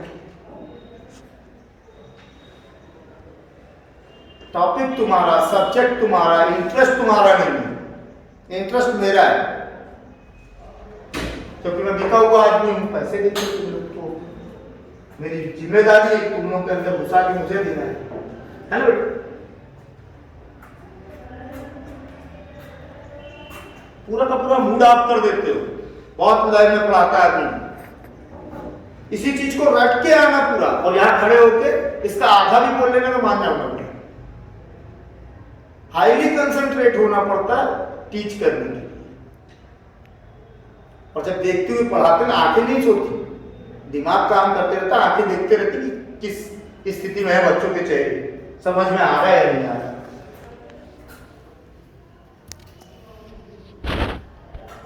तो लैमिनेटेड कोर, तो लैमिनेटेड कोर क्या है कि it is made by soft iron, it is laminated core is made by soft iron. इसमें पतली पतली सॉफ्ट आयरन की रेक्टेंगुलर स्ट्रिप्स ली जाती हैं, और इन स्ट्रिप्स को दोनों तरफ से वार्निश कर दिया जाता है, पेंट कर दिया जाता है, और इन पेंटेड स्ट्रिप्स को एक के ऊपर एक रख के एक रेक्टेंगुलर बॉक्स बनाया जाता है। इस रेक्टेंगुलर बॉक्स को हम कहते हैं laminated core. Laminated core is made by soft iron. Soft iron की पतली पतली पत्तियां, पतली पतली स्ट्रिप्स को काट के दोनों साइड वार्निश किया जाता है, वार्निश लैमिनेट किया जाता है, पेंट कर दिया जाता है to avoid eddy current. Eddy current को रोकने के लिए यदि हम एक मोटा सा इस्पात का टुकड़ा ले लें, सॉफ्ट आयरन का कटा हुआ, तो क्या होगा कि इतना एडी करंट प्रोड्यूस होगा कि ट्रांसफार्मर खत्म हो जाएगा चालू करते ही, बहुत लंबा समय नहीं लगेगा। क्योंकि जब किसी कंडक्टर को वेरिएबल मैग्नेटिक फील्ड में रखा जाता है, जब किसी कंडक्टर को, ठोस कंडक्टर है उसको उठा के आप वेरिएबल मैग्नेटिक फील्ड में रखो तो उसमें करंट प्रोड्यूस होता है, और उस करंट की जो स्थिति होती है वो उसी तरह होती है जैसे पत्थर मारने पर, पानी में पत्थर मारने पर भंवर उठती है, या पानी में आपने पत्थर फेंका तो धीरे धीरे तरंगें उठती भंवर की तरह। तो चूंकि भंवर की तरह यहाँ पर करंट उठती है, इसलिए एडी माने भंवर ही होता है, इसलिए उसे कहा गया है एडी करंट। तो जब किसी, अब मान लो एक नीडल है, मैग्नेटिक नीडल है, उसको आपने मूव करा दिया, उस मैग्नेटिक या मैग्नेट को मूव करा दिया, मैग्नेट को आपने बांधा एक रस्सी से और दोनों साइड ऑसिलेशन में रख दिया, और अब आप चाहते हो इसको तुरंत रोकना, तो उसके नीचे कोई भी ले जाके कॉपर की प्लेट रख दो या स्टील की प्लेट रख दो, तो बहुत जल्दी रुक जाएगा, अपने आप रुक जाएगा। क्योंकि जब मैग्नेट मूव करेगा, ऑसिलेट करेगा, तो वेरिएबल मैग्नेटिक फील्ड बनेगी। वो वेरिएबल मैग्नेटिक फील्ड किससे, कॉपर प्लेट से एसोसिएटेड होगी। तो कॉपर प्लेट में क्लोज्ड लूप बनेंगे, करंट के क्लोज्ड लूप बनेंगे, तो कॉपर प्लेट क्लोज्ड लूप बनने का अपोज करेगा, और अपोज किसके कारण, लेंज का रूल क्या कहता है, जो जिस कारण से उत्पन्न होता है उसी का विरोध करता है, जो जिसके कारण प्रोड्यूस होता है उसी का अपोज करता है। तो चूंकि एडी करंट किसके कारण यूज हो रहा है, मैंने उत्पन्न हो रहा है मैग्नेट के मूव होने के कारण, तो वो मैग्नेट के मूवमेंट को अपोज करेगा, उसको रोक देगा। तो ये फिनोमेना कहलाती है एडी करंट, माने ये करंट जो है एडी करंट कहलाता है। वर्लपूल इफेक्ट और भी एक दो उससे जाना जाता है नाम से। तो एडी करंट कहीं भी, जहां भी हम जितनी भी क्वाइल होती है, एंड नहीं, टर्मिनेट नहीं किया सकता, टोटली खत्म नहीं किया जा सकता, कम किया जा सकता है। जितना भी लॉसेस है उन्हें मिनिमाइज किया जा सकता। तो to minimize or avoid eddy current, to minimize eddy current, core is made laminated core.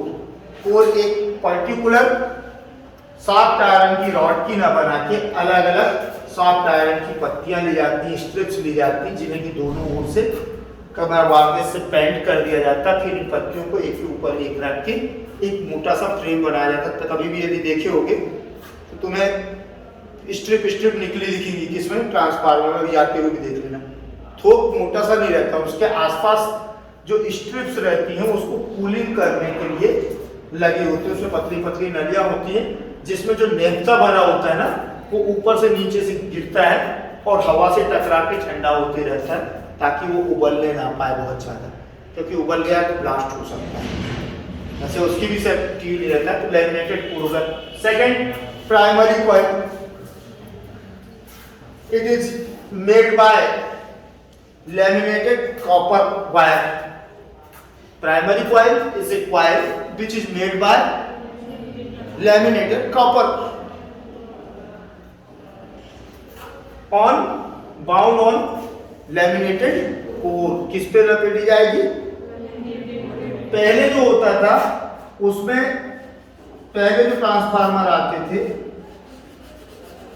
उसमें टू साइड पे, टू आर्म्स पे, जो रेक्टेंगल रहता था उसके टू आर्म्स पे लपेटा जाता था। एक पे प्राइमरी कॉइल लपेट दी जाती थी और सेकंड पे सेकेंडरी। लेकिन अब जो नए आ रहे हैं उसमें एक पर ही एक लैमिनेटेड कोर बनाई जाती है और उस लैमिनेटेड कोर पे पहले लपेट दी जाती, बाउंड कर दिया जाता है प्राइमरी कॉइल को, और फिर प्राइमरी कॉइल के ऊपर एक पतले सी झिल्ली को रख के उसी के ऊपर सेकेंडरी कॉइल को लपेट देते हैं। लॉसेस को रोकने के लिए, एनर्जी लॉसेस को, मैग्नेटिक फ्लक्स को, लीकेज को रोकने के लिए प्राइमरी कॉइल के ऊपर ही सेकेंडरी कॉइल को भी बाउंड कर दिया जाता है। तो कुल मिला के 3 पार्ट में डिवाइड किया हमने इसके स्ट्रक्चर को। लैमिनेटेड कॉइल को हमने मैंने नॉर्मली बता दिया भैया, लैमिनेटेड कॉइल कोर क्या है, सॉफ्ट आयरन से बनी हुई है और इसे पतली पतली स्ट्रिप्स से, सॉफ्ट आयरन की पतली पतली स्ट्रिप्स को पॉलिश करके एक के ऊपर एक रख के बनाया गया है। ठीक, और इसका उपयोग क्यों किया जा रहा है? तो टू अवॉइड एडी करंट या to minimize eddy current it is used laminated form. Laminated form में क्यों यूज किया जा रहा है? क्योंकि हम एडी करंट को मिनिमाइज करना चाहते हैं, खत्म तो कर नहीं सकते या बचना चाहते हैं एडी करंट से। Second, primary coil. ये कॉपर वायर के बनी हुई एक कॉइल होती है जो लैमिनेटेड कोर पर लैमिनेटेड कॉपर वायर को बाउंड करके बनाई जाती है। ठीक, इसके द्वारा इनपुट सिग्नल दिया जाता है या इनपुट करंट को इनपुट किया जाता है। इसके द्वारा करंट को, प्राइमरी कॉइल के द्वारा करंट को इनपुट करते हैं। ठीक, secondary coil. Secondary coil primary coil पर ही वाउंड, लैमिनेटेड कॉपर वायर को वाउंड करके बनाई गई सेकेंड कॉइल होती है। प्राइमरी कॉइल के ऊपर ही लैमिनेटेड कॉपर वायर को बाउंड करके बनाई गई सेकेंड कॉइल होती है, जिससे आउटपुट लिया जाता है। इससे ज्यादा अपने को स्ट्रक्चर में कुछ नहीं देना है। अब डिफरेंसेस, जब इनमें और बढ़ाना वैल्यू तो मैंने लाइंस तो क्या नोट कर सकते हैं, स्टेप अप ट्रांसफार्मर और स्टेप डाउन। स्टेप अप में क्या है, जहां हाई करंट होगा वहां वायर मोटा होना चाहिए। जो आपका एसी करंट है, एसी करंट अंदर से कहीं नहीं बहता, मतलब जो तार है, कहते हैं यदि करंट से बचना हो तो लोग भागते हैं, आप अंदर घुस जाओ। कहने का मतलब यदि आप कार के अंदर हो और पूरे कार के शीशे बंद है तो आपके कार के ऊपर बिजली गिर भी जाए तो आपका बाल बांका नहीं होगा। इसी तरह से ग्रेविटेशन से बचना हो तो एक बड़े से गोले के अंदर जाकर घुस जाओ, बैठ जाओ, वहां ग्रेविटेशन आप पर नहीं लगेगा। इसी तरह से एक हालो स्फीयर के अंदर, माने एक खोखला गोला पूरा पैक है और हम उसके अंदर बंद हो जाए और उसमें ऊपर से करंट किसी ने डाल दिया तो अंदर वाले का कोई बाल बांका नहीं होगा, क्योंकि करंट आउटर लेयर में रहता है। करंट फ्लो क्या होता है, आउटर लेयर में रहता है, इंटरनल लेयर में करंट नहीं आता। तो यहाँ भी यही चीज है कि अच्छा, करंट आउटर लेयर में रहता है तो ये तार जो पहले बंधे रहते थे, एक सिंगल तार का यूज नहीं करते। या तुम घर में देखे होगे कि जो कॉपर वायर कभी छीलना, तो सिंगल वायर जो आता है अच्छा मोटा आता है, या फिर पतले पतले वायर रहते हैं उनको आपस में ट्विस्ट करके रखा जाता है। एल्यूमिनियम के वायर भी ट्विस्ट करके रखे जाते थे, कई पतले वायर को ट्विस्ट करके एक ऐंठन वाला मोटा वायर बनाया जाता है, क्योंकि जो करंट है वो आउटर सरफेस पे चलता है। और जब पतले पतले वायर को अपन माने मरोड़ के एक दूसरे में बनाते हैं तो क्या होता है कि आउटर सरफेस बढ़ जाता है। एक मोटे वायर का लो, ढेर से सर्किल लो, एक पतले वायर का जो आउटर सरफेस है और वैसे ही पतले कई वायरों का आउटर सरफेस है, उनको मोटी, इसलिए ट्विस्टेड वायर बनाए जाते हैं। तो यहाँ मैं जिस पॉइंट को बताना चाह रहा था कि जब भी करंट अधिक हो तो वायर मोटा लेना, क्या लोगे, थिक वायर का यूज करना। करंट मोड अधिक है, हाई करंट थिक वायर, लो करंट थिन वायर। अब स्टेप अप करंट में स्टेप अप क्या करता है, स्टेप अप ट्रांसफार्मर क्या करता है, लो वोल्टेज को, low voltage means high current, लो वोल्टेज हाई करंट को हाई वोल्टेज लो करंट। अब इसमें ये चीज बहुत ज्यादा कंफ्यूजिंग रहती है, इसलिए मैंने इतना वो किया। यहाँ पर करंट हाई है तो वायर क्या होगा, क्या होना चाहिए वायर ठीक। यहाँ पर करंट क्या है, लो, तो लो करंट है तो इसमें क्या होना चाहिए, थिन वायर। जब थिन वायर है तो ज्यादा होना चाहिए, उतनी करंट ये भी ले जा रहा है, उतनी करंट वो भी ले जाएगा, वोल्टेज एनर्जी तो उतनी ही रहेगी ना, वोल्टेज इनटू करंट दोनों के पास सेम है। तो जब थिन होगा तो नंबर ऑफ राउंड टर्न्स ज्यादा होंगे, नंबर ऑफ टर्न्स क्या होंगे, ज्यादा होंगे, और ये नंबर ऑफ टर्न्स कम होंगे।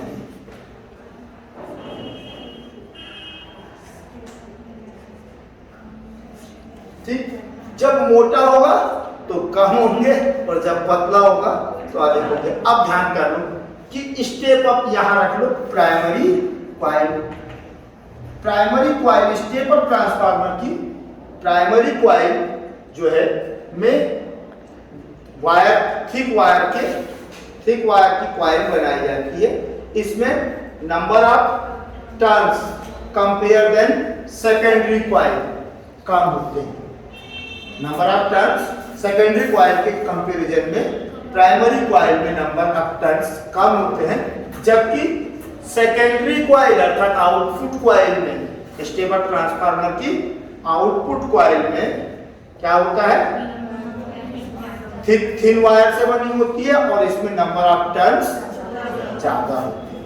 ठीक, तो स्टेप अप कहां से पकड़ोगे, स्टेप अप वोल्टेज को क्या करना, बढ़ा रहा है, लो से हाई बढ़ाएगा तब, जब नीचे होगा तभी तो ऊपर जाएगा ना। तो लो वोल्टेज को हाई, वोल्टेज लो है तो करंट हाई, लो वोल्टेज हाई करंट को, लो वोल्टेज हाई करंट को हाई वोल्टेज लो करंट में कन्वर्ट करता है। इसलिए इसके स्टेप अप ट्रांसफार्मर की प्राइमरी कॉइल में हाई करंट को बियर करने के लिए मोटे कॉपर के वायरों का यूज किया जाता है। इसकी जो कॉइल है वो मोटे कॉपर के लैमिनेटेड कॉपर से बनाई जाती है, लेकिन इसके number of turns secondary coil के कंपैरिजन में कम होते हैं, सेकेंडरी कॉइल के कंपैरिजन में। ठीक, जबकि इसी चीज को उल्टा करके लिख रहे हैं अपन, स्टेप अप ट्रांसफार्मर की सेकेंडरी कॉइल में, सेकेंडरी कॉइल को थिन वायर से बनाया जाता है, इसमें number of turns primary coil के कंपैरिजन में हमेशा अधिक होते हैं। ठीक, अब इसके बाद ठीक यहां आ जाओ स्टेप डाउन। स्टेप डाउन में क्या करेगा, हाई वोल्टेज लो करंट को ये लो वोल्टेज हाई करंट में बदलेगा, और जब तो अब यहां भी चेंज हो जाएगा, वायर हो गया थिन, ये हो गया ठीक, ये हो गया ग्रेटर, ये हो गया ग्रेटर, ये हो गया। माने यही की यही गोल है कि इतने 3 क्वेश्चन के आंसर आप आराम से मन से दे सकते हो। और जो कंफ्यूजन है वो कंफ्यूजन कभी कम नहीं होगा। जब ध्यान रखना, जब भी कंफ्यूज हो तो करंट कहाँ हाई है, वायर वहां मोटा है। जहां करंट हाई है वहां वायर मोटा है, इस बात का ध्यान रखना। तो ये वाला होगा। और जहां वायर मोटा है वहां नंबर ऑफ टर्न्स कम है।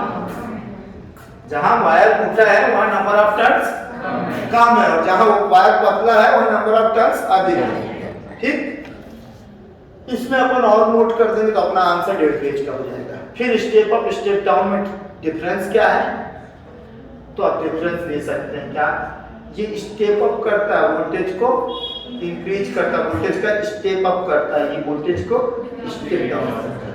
ठीक, अब यही देखो डिफरेंस बना है। स्टेप अप में करंट प्राइमरी कॉइल में क्या होता है, करंट अधिक वोल्टेज, स्टेप अप कर रहा है ना, वोल्टेज लो और करंट अधिक होता है। और स्टेप डाउन में वोल्टेज अधिक करंट कम होता है। 2 हो गए। तीसरा डिफरेंस देखो मन से बनाओ। इसमें प्राइमरी कॉइल में, स्टेप अप में प्राइमरी कॉइल में क्या होता है, करंट लो है, स्टेप अप कर रहा है तो करंट लो होगा, हाई होगा, करंट हाई होगा। लो वोल्टेज को हाई करंट में, हाई वोल्टेज में कन्वर्ट करेगा।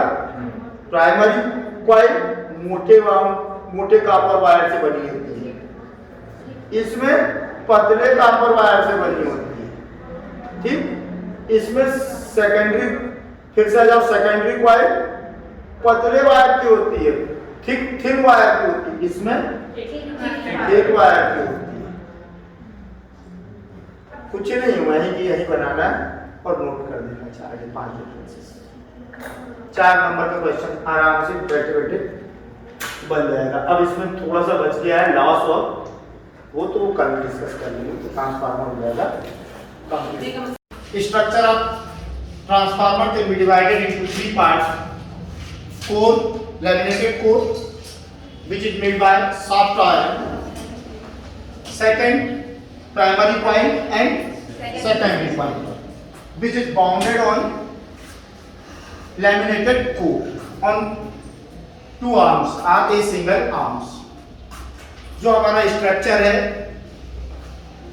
जिस कॉइल से इनपुट किया जाता है करंट को, वोल्टेज को, उसे हम क्या कहते हैं, प्राइमरी कॉइल, और जिससे हम आउटपुट लेते हैं उसे हम सेकेंडरी कॉइल कहते हैं। ये किसी आर्मेचर के 2 पार्ट्स में, माने आर्मेचर के 2 आर्म्स में भी बाउंड की जा सकती हैं और सिंगल में भी बाउंड की जा सकती हैं। आप देख के भी पहचान सकते हो कि ट्रांसफार्मर का डायग्राम दिया है तो ये स्टेप अप ट्रांसफार्मर है या स्टेप डाउन। यदि प्राइमरी कॉइल में नंबर ऑफ टर्न्स कम है, किसके कंपैरिजन में, सेकेंडरी कॉइल के कंपैरिजन में, तो ये क्या होगा, स्टेप अप ट्रांसफार्मर। और यदि प्राइमरी कॉइल में number of turns secondary coil के कंपैरिजन में अधिक है तो क्या होगा, स्टेप डाउन ट्रांसफार्मर। तो step up transformer input, output, core, laminated core 3 part में डिवाइड किया था। वर्किंग, जैसे ही हम यहाँ पर एसी करंट देंगे, when we give input as AC current, then AC current is variable. So when current flows in the wire or in single turn, then magnetic field produces due to flowing current. जैसे ही current क्या होगा, हम input के रूप में AC current को देते हैं और सिंगल टर्न में भी करंट फ्लो होगा, तो जब करंट फ्लो होता है तो उसके चारों ओर क्या प्रोड्यूस होती है, मैग्नेटिक फील्ड। और यही मैग्नेटिक फील्ड जब कोर से, सॉफ्ट आयरन कोर के कांटेक्ट में आएगी तो पूरी की पूरी magnetic field soft iron core से क्या हो जाएगी, एसोसिएटेड हो जाएगी। और जब मैग्नेटिक फील्ड, ये मैग्नेटिक फील्ड चूंकि करंट वेरिएबल है, एसी करंट की वैल्यू आपको मालूम है कि 1 सर्किल में टाइम के रिस्पेक्ट में चेंज होती रहती है। अब जब करंट टाइम के रिस्पेक्ट में पूरी तरह से फुल टाइम चेंज हो रहा है तो ऐसी कंडीशन में करंट क्या कहलाएगा, वेरिएबल करंट। और जब करंट वेरिएबल है तो जब मैग्नेटिक फील्ड जो आपका magnetic intensity of magnetic field जो है B is always proportional to I।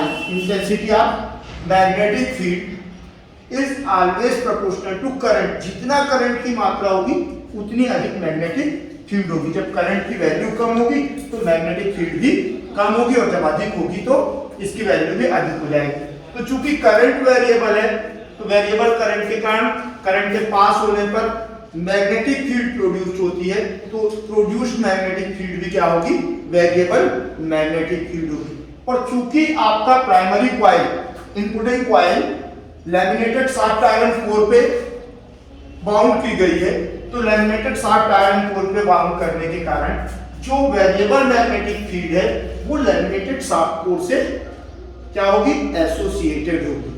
अब ये किसकी तरह वर्क कर रही है, एक सोलेनॉइड जो हमने देखा था, सोलेनॉइड का जो हमने निकाला था, सोलेनॉइड इस तरह का एक प्रकार से लैमिनेटेड कोर कहां पर है, सेंटर में है और इसके ऊपर कॉइल लपेटे हैं, तो ये सोलेनॉइड की तरह वर्क करेगी। तो जो मैग्नेटिक फील्ड इंड्यूस्ड हो रही है वो पूरी की पूरी induced magnetic field laminated core से एसोसिएटेड होगी। और जब वेरिएबल मैग्नेटिक फील्ड किसी सरफेस से बाउंड होती है, एसोसिएटेड होती है, तो क्या प्रोड्यूस करती है, मैग्नेटिक फ्लक्स। जिसके क्या कहते हैं हम, मैग्नेटिक फ्लक्स।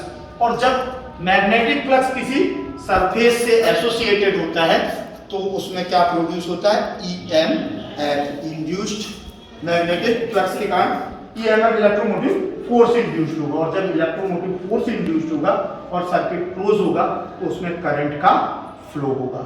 यही इसकी वर्किंग ट्रांसफार्मर की, कि जब इनपुट कॉइल से या प्राइमरी कॉइल से वेरिएबल एसी करंट दिया जाता है तो वेरिएबल एसी करंट के फ्लो होने पर वेरिएबल मैग्नेटिक फील्ड प्रोड्यूस्ड होती है।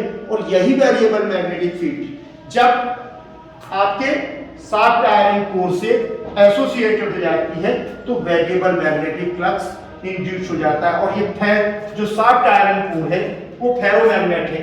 फेरोमैग्नेट जितना भी जो मैग्नेटिक फील्ड है उसको अपने अंदर इंक्लूड कर लेता, समाविष्ट कर लेता, उसको बाहर नहीं जाने देता, बल्कि आसपास का भी जो मैग्नेटिक फील्ड है उसको भी खींच लेता है। तो फेरोमैग्नेटिक वह, तो जब ये इनपुट के कारण यहाँ पर मैग्नेटिक फ्लक्स प्रोड्यूस होगा तो ये पूरा मैग्नेटिक फ्लक्स किसमें होगा, इस कॉइल में आएगा। और यही मैग्नेटिक फ्लक्स जो है जब सेकेंडरी कॉइल से एसोसिएटेड होगा, वेरिएबल मैग्नेटिक फ्लक्स इनपुट के कारण इंड्यूस्ड हुआ, शाफ्ट आयरन कोर में एसोसिएट हो गया तो वेरिएबल मैग्नेटिक फ्लक्स किसके अंदर आ गया, शाफ्ट आयरन कोर में। और जब कोर में आया, कोर पर एक और कॉइल क्या है, बाउंड की गई है, तो सेकेंडरी कॉइल में से पूरा का पूरा ये एसोसिएटेड हो जाएगा।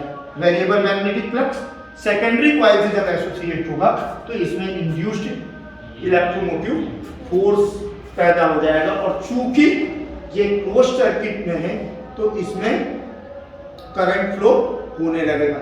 अब वोल्टेज कंट्रोल ट्रांसमिशन के लिए ट्रांसफार्मर इसको तो क्या कहा गया, क्योंकि बिना ट्रांसफार्मर के ट्रांसमिशन की कल्पना ही नहीं की जा सकती, क्योंकि जहां प्रोडक्शन होता है लाइट का वहां पर 33,000 केवी किलोवाट या 33,000 वाट पे प्रोडक्शन होता है। और हम वोल्टेज जो है, और यहाँ आप कितने पे यूज करते हैं, 220 वोल्ट पे, तो उतने पे करंट भेजा ही नहीं जा सकता। करंट को भेजने के लिए वोल्टेज हाई, करंट लो होना चाहिए ताकि कॉपर लॉस कम से कम हो। तो यहाँ पर वर्किंग में हम जो एक्सप्लेन कर रहे हैं, क्या कह रहे हैं कि जब एसी करंट इनपुट के रूप में प्राइमरी कॉइल को दिया जाता है तो एसी करंट वेरिएबल करंट के कारण वेरिएबल मैग्नेटिक फील्ड प्रोड्यूस होती है। और यह वेरिएबल मैग्नेटिक फील्ड जब लैमिनेटेड कोर से लैमिनेटेड कोर के कांटेक्ट में आती है तो लैमिनेटेड इससे एसोसिएट हो जाती है, लैमिनेटेड कोर से एसोसिएट हो जाती है। और चूंकि लैमिनेटेड कोर पर सेकेंडरी कॉइल बाउंड है तो ये संपूर्ण variable magnetic flux secondary coil से एसोसिएटेड होता है, जिसके कारण इसमें इलेक्ट्रोमोटिव फोर्स, फैराडे के सेकंड लॉ के अकॉर्डिंग इलेक्ट्रोमोटिव फोर्स प्रोड्यूस होता है। और ये इलेक्ट्रोमोटिव फोर्स क्लोज सर्किट में आने के कारण करंट में कन्वर्ट हो जाता है। यही इसकी वर्किंग है। अब बात आती है कि since phi magnetic flux, phi is direct proportional to number of turns. Magnetic flux phi is direct proportional to number of turns। किसी भी जो एसोसिएटेड फ्लक्स है इनपुट के सिंगल कॉइल से सिंगल टर्न से जो फाई आएगा, तो फाई जितने अधिक टर्न्स होंगे मैग्नेटिक फ्लक्स उतना अधिक होगा और जितने कम टर्न्स होंगे मैग्नेटिक फ्लक्स उतना कम होगा। अब हम सपोज कर लेते हैं कि suppose number of turns in primary coil be NP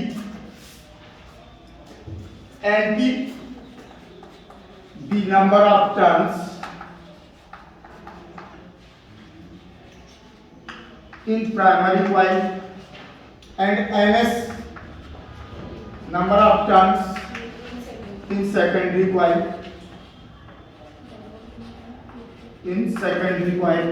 ठीक।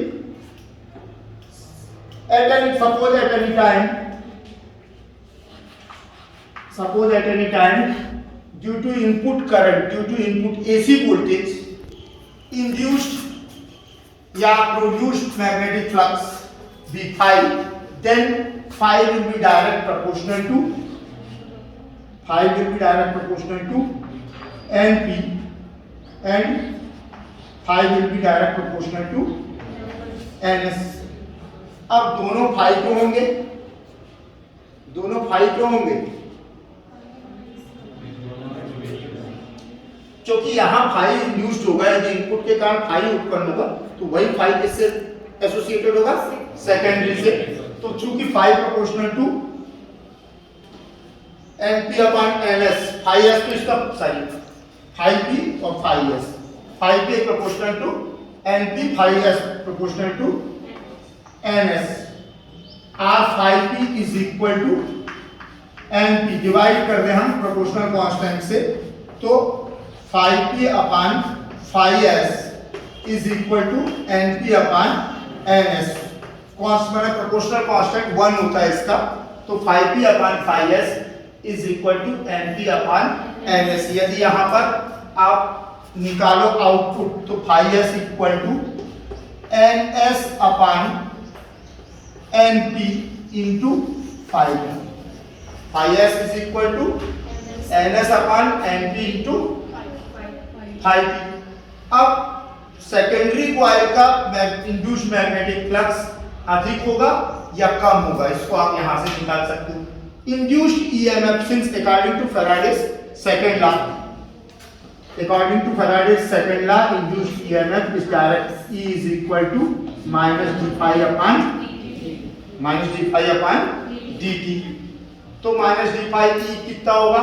एनपी, इसके कारण फाई पी है, phi P equal to N, माने फाई पी सिंगल फेरे के कारण है, तो E is equal to E P is equal to single turn में कितना हो जाएगा? Minus D phi P upon D T. ये किसके लिए हुआ? सिंगल टर्न के लिए। अब मान लो कितने टर्न्स है फर्स्ट प्राइमरी कॉइल में? एनपी, तो E P is equal to minus NP into d phi P upon dt, EP equal to minus NP into d phi upon dt। और इसी तरह से ES कितना हो जाएगा सेकेंडरी कॉइल में? Minus NS into d phi S upon dt। तो ये इंड्यूस्ड क्या होगा? इंड्यूस्ड इलेक्ट्रोमोटिव फोर्स, किसके कारण? जो फाई फ्लक्स यदि इसके अंदर उत्पन्न हो रहा है और यही फाई फ्लक्स सेकेंडरी कॉइल से इंड्यूस होता है, तो चेंज कहां आ रहा है? दोनों से फाई मैग्नेटिक फ्लक्स इंड्यूस हो रहा है, दोनों से फाई मैग्नेटिक फ्लक्स ही हो रहा है, तो चेंज ईपी और ईएस की वैल्यू चेंज क्यों आ रही है? बता सकते हो?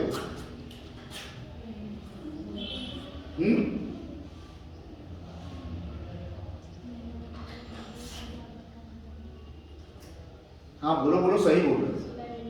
नंबर ऑफ टर्न्स के कारण, सिर्फ नंबर ऑफ टर्न्स के कारण यही ES EP जो दिखा रहा हूं मैं, EP और ES ही क्या कहलाते हैं? आपके वोल्टेज, इलेक्ट्रोमोटिव फोर्स और वोल्टेज। मैंने इलेक्ट्रोमोटिव फोर्स क्या बताया था? ओपन सर्किट में पोटेंशियल डिफरेंस को इलेक्ट्रोमोटिव फोर्स कहते हैं, कि जबकि उससे कोई करंट ना लिया जा रहा हो, जिस सोर्स का हम पोटेंशियल डिफरेंस ले रहे हैं उसका यदि उससे कोई करंट ना दिया जाए तब यदि हम पोटेंशियल डिफरेंस नापते हैं तो उस पोटेंशियल डिफरेंस को कहते हैं इलेक्ट्रोमोटिव फोर्स। तो ES और EP यहाँ पर अपन ने ये तो अलग से बताया मैंने तुम्हें कि इनमें इंड्यूस्ड इलेक्ट्रोमोटिव फोर्स क्या होगा। अब फर्स्ट वाले को इसको अपन डिफरेंशिएट कर देते हैं। Differentiate with respect to T, differentiate with respect to T, we get d phi s upon dt is equal to ns upon np क्या है, कांस्टेंट है, नंबर ऑफ टर्न्स है, into d phi t upon dt। Since d phi upon dt is equal to e raised to p induced electromotive force in primary coil and d phi s upon dt will be induced electromotive force EMF in secondary coil। Exchange कर दें इनको तो अपने को क्या मिल जाएगा formula, ES is equal to NS upon NP into EP, या हम इसको नोट कर सकते हैं ES upon EP is equal to means जो इंड्यूस्ड इलेक्ट्रोमोटिव फोर्स है वोल्टेज भी नंबर ऑफ टर्न्स के प्रोपोर्शनल होता है। वोल्टेज भी किसके प्रोपोर्शनल होता है, नंबर ऑफ टर्न्स के प्रोपोर्शनल होता है, क्योंकि ES upon EP equal to NS upon NP। ES NS के प्रोपोर्शनल है और EP NP के प्रोपोर्शनल है। अब ES मान लो ES is equal to NS upon NP जो अपन ने लिया था NS upon NP into EP।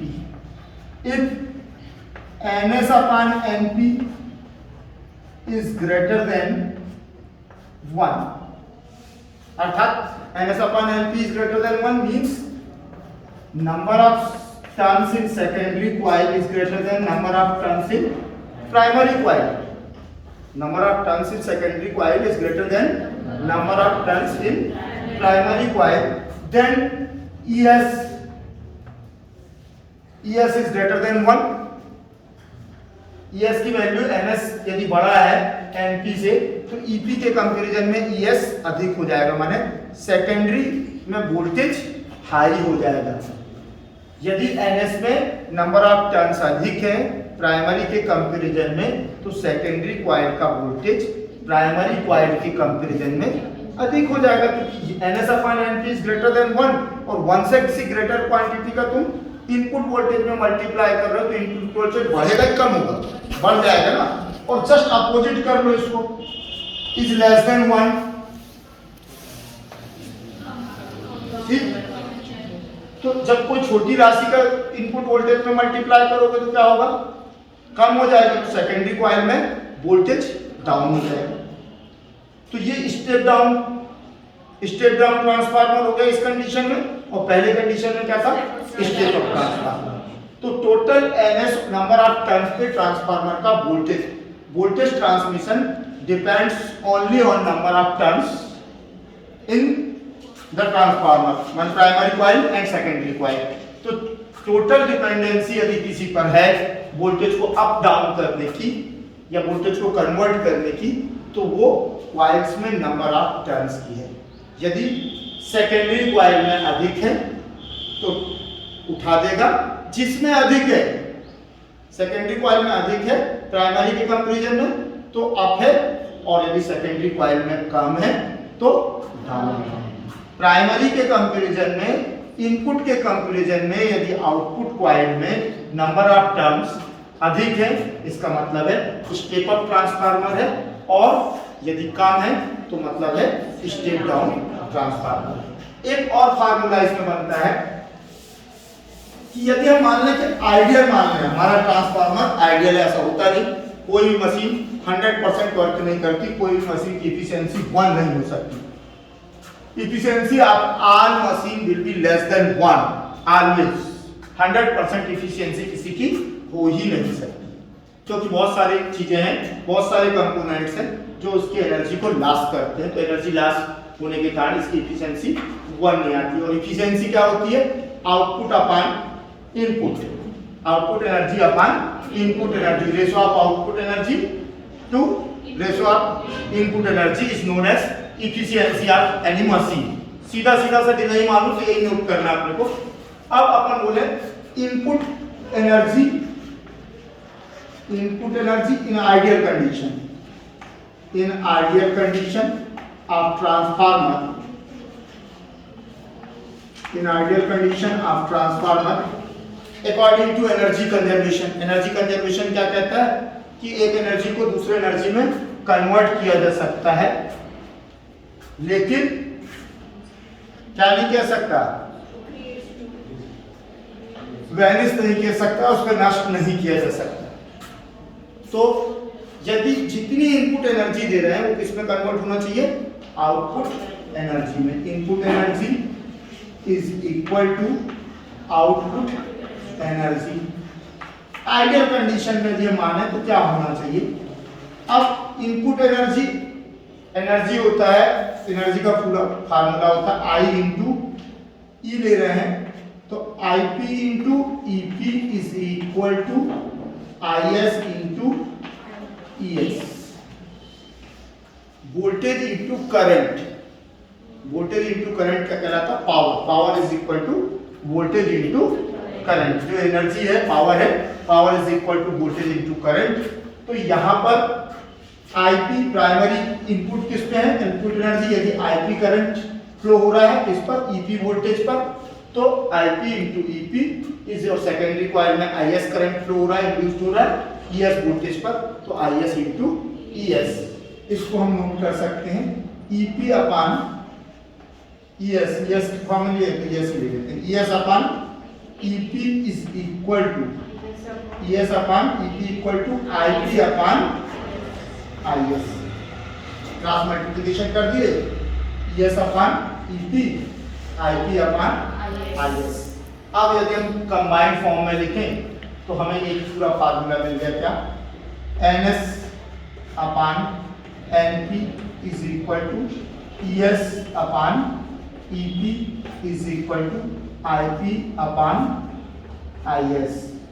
Voltage is inversely proportional to current. यदि वोल्टेज हाई है तो करंट लो होगा और वोल्टेज लो है तो करंट हाई होगा। ये तीनों का तीनों, ये पूरी कंप्लीट थ्योरी थी ट्रांसफार्मर की, वर्किंग थ्योरी और इसके फार्मूला। अब वी नो दैट अभी तक जो सबसे अधिक अच्छे ट्रांसफार्मर बने हैं वो भी कहा जाता है कि 90% तक वर्क करते थे। अभी सुन रहा था कि किसी ने कहा 98% तक भी वर्क करने वाले ट्रांसफार्मर जिनकी इफिशियंसी 98% है। पहले तो 90-92 तक ले जाते थे, लेकिन अब जो सुनने में आ रहा है 98% तक भी इफिशियंट ट्रांसफार्मर आने लगे हैं। कहने का मतलब कि इनकी इफिशियंसी 98% हो गई है कि जितनी एनर्जी हम देंगे उसका 98% एनर्जी आउटपुट में कन्वर्ट हो जाएगी। एनर्जी लॉस का परसेंटेज मात्र 2 है, लेकिन जनरली जो हम देख रहे हैं जिसमें ट्रांसफार्मर लगे हैं इनकी इफिशियंसी 85 to 90% रहती है। मतलब 10% एनर्जी ट्रांसफार्मर में ही लॉस हो जाती है। ट्रांसफार्मर को ट्रांसफॉर्म करते हुए, एनर्जी को कन्वर्ट करते हुए, एनर्जी को ट्रांसफॉर्म करते हुए ही लॉस हो जाती है। मतलब बहुत कुछ एनर्जी का हिस्सा हमारा हीट के रूप में बर्बाद हो जाता है। अब लॉसेस कितने तरह के हो सकते हैं, तो फर्स्ट लॉस एक आयरन लॉस कहा जाता है। आयरन लॉस, कॉपर लॉस, दो तो बिल्कुल तुम्हें याद होने चाहिए, iron loss, copper loss. Iron loss किस लिए, since core is made by soft iron, core is made by soft iron and when any iron piece is placed inside the variable magnetic field, then eddy current is induced inside it. Due to eddy current, some energy is lost in the form of heat. जब हम किसी variable magnetic field में किसी metal piece को रखते हैं तो metal piece में वेरिएबल मैग्नेटिक फील्ड के कारण एडी करंट प्रोड्यूस्ड होता है और eddy current variable magnetic field का अपोज करता है, जिसके कारण हीट प्रोड्यूस्ड होती है और इस हीट के रूप में भी काफी एनर्जी लॉस हो जाती है। इसी को हम क्या कहते हैं, आयरन लॉस। चूंकि हमारी जो कोर है वो सॉफ्ट आयरन की बनी है और सॉफ्ट आयरन की हमने क्या बनाया, लैमिनेटेड। ये ई की तरह इसमें शेप होता है, ये इस तरह की प्लेट होती है, पतली पतली जो स्ट्रिप्स होती हैं ई की साइड में होती है और ये साइड को काट के रखा जाता है। ठीक है, ई की साइड में शेप होती है और इसको काट के रखा जाता है। इसको बाद में इनमें डाल देते हैं क्या, क्वाइल बना के इनके अंदर रख देते हैं और फिर इसको माने स्टेबलाइजर से उसका भी मैंने वो स्ट्रिप कर दिया जाता है कि उसको बंच कर दिया जाता है, पूरा का पूरा बंच बना दिया जाता है। तो यहाँ पर इसको अवॉइड करने के लिए, एडी करंट को अवॉइड करने के लिए क्या किया जाता है, इसका शेप जो है मैक्सिमम माने ई के शेप में बनाया जाता है, जिससे कि करंट को ज्यादा फ्लो होना पड़े, माने करंट को ज्यादा डिस्टेंस चलना पड़े। और जब करंट ज्यादा डिस्टेंस चलेगा तो क्या होगा, उतना ही रेजिस्टेंस को फेस करना पड़ेगा। जितना रेजिस्टेंस फेस करेगा उतना एडी करंट क्या हो जाएगा, कम मिनिमाइज हो जाएगा।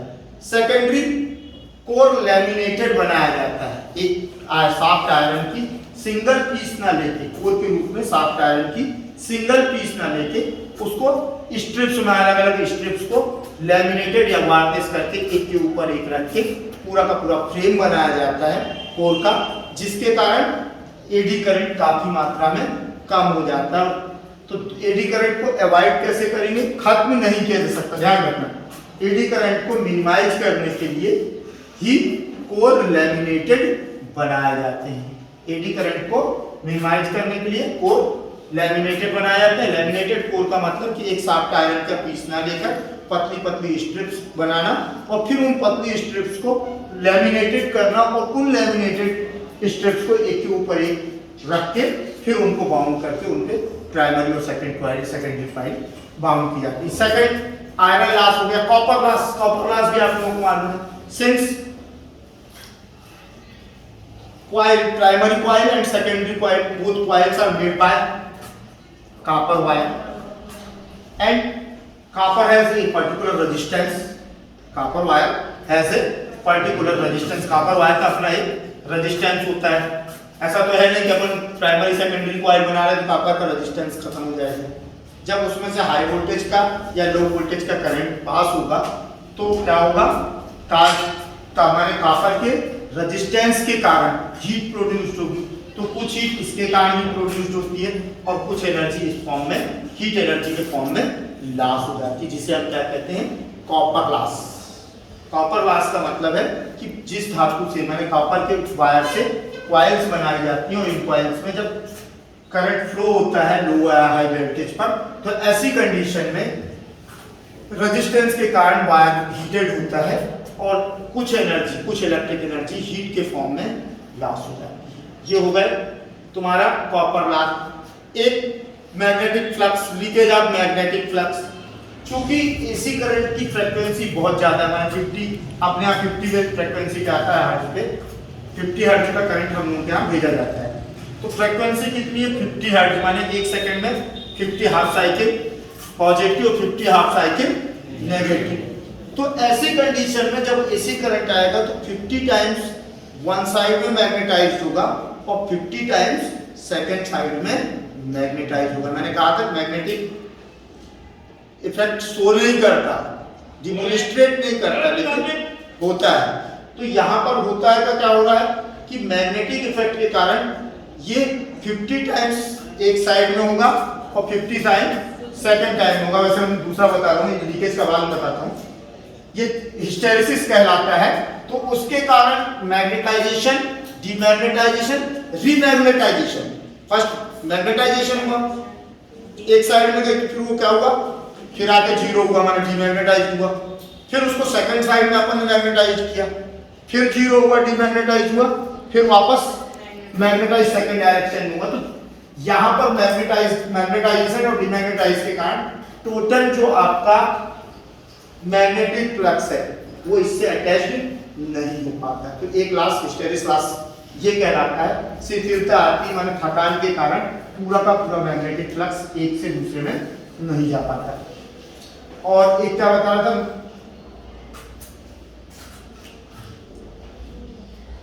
चलो बाकी तो पढ़ लेंगे होगा तो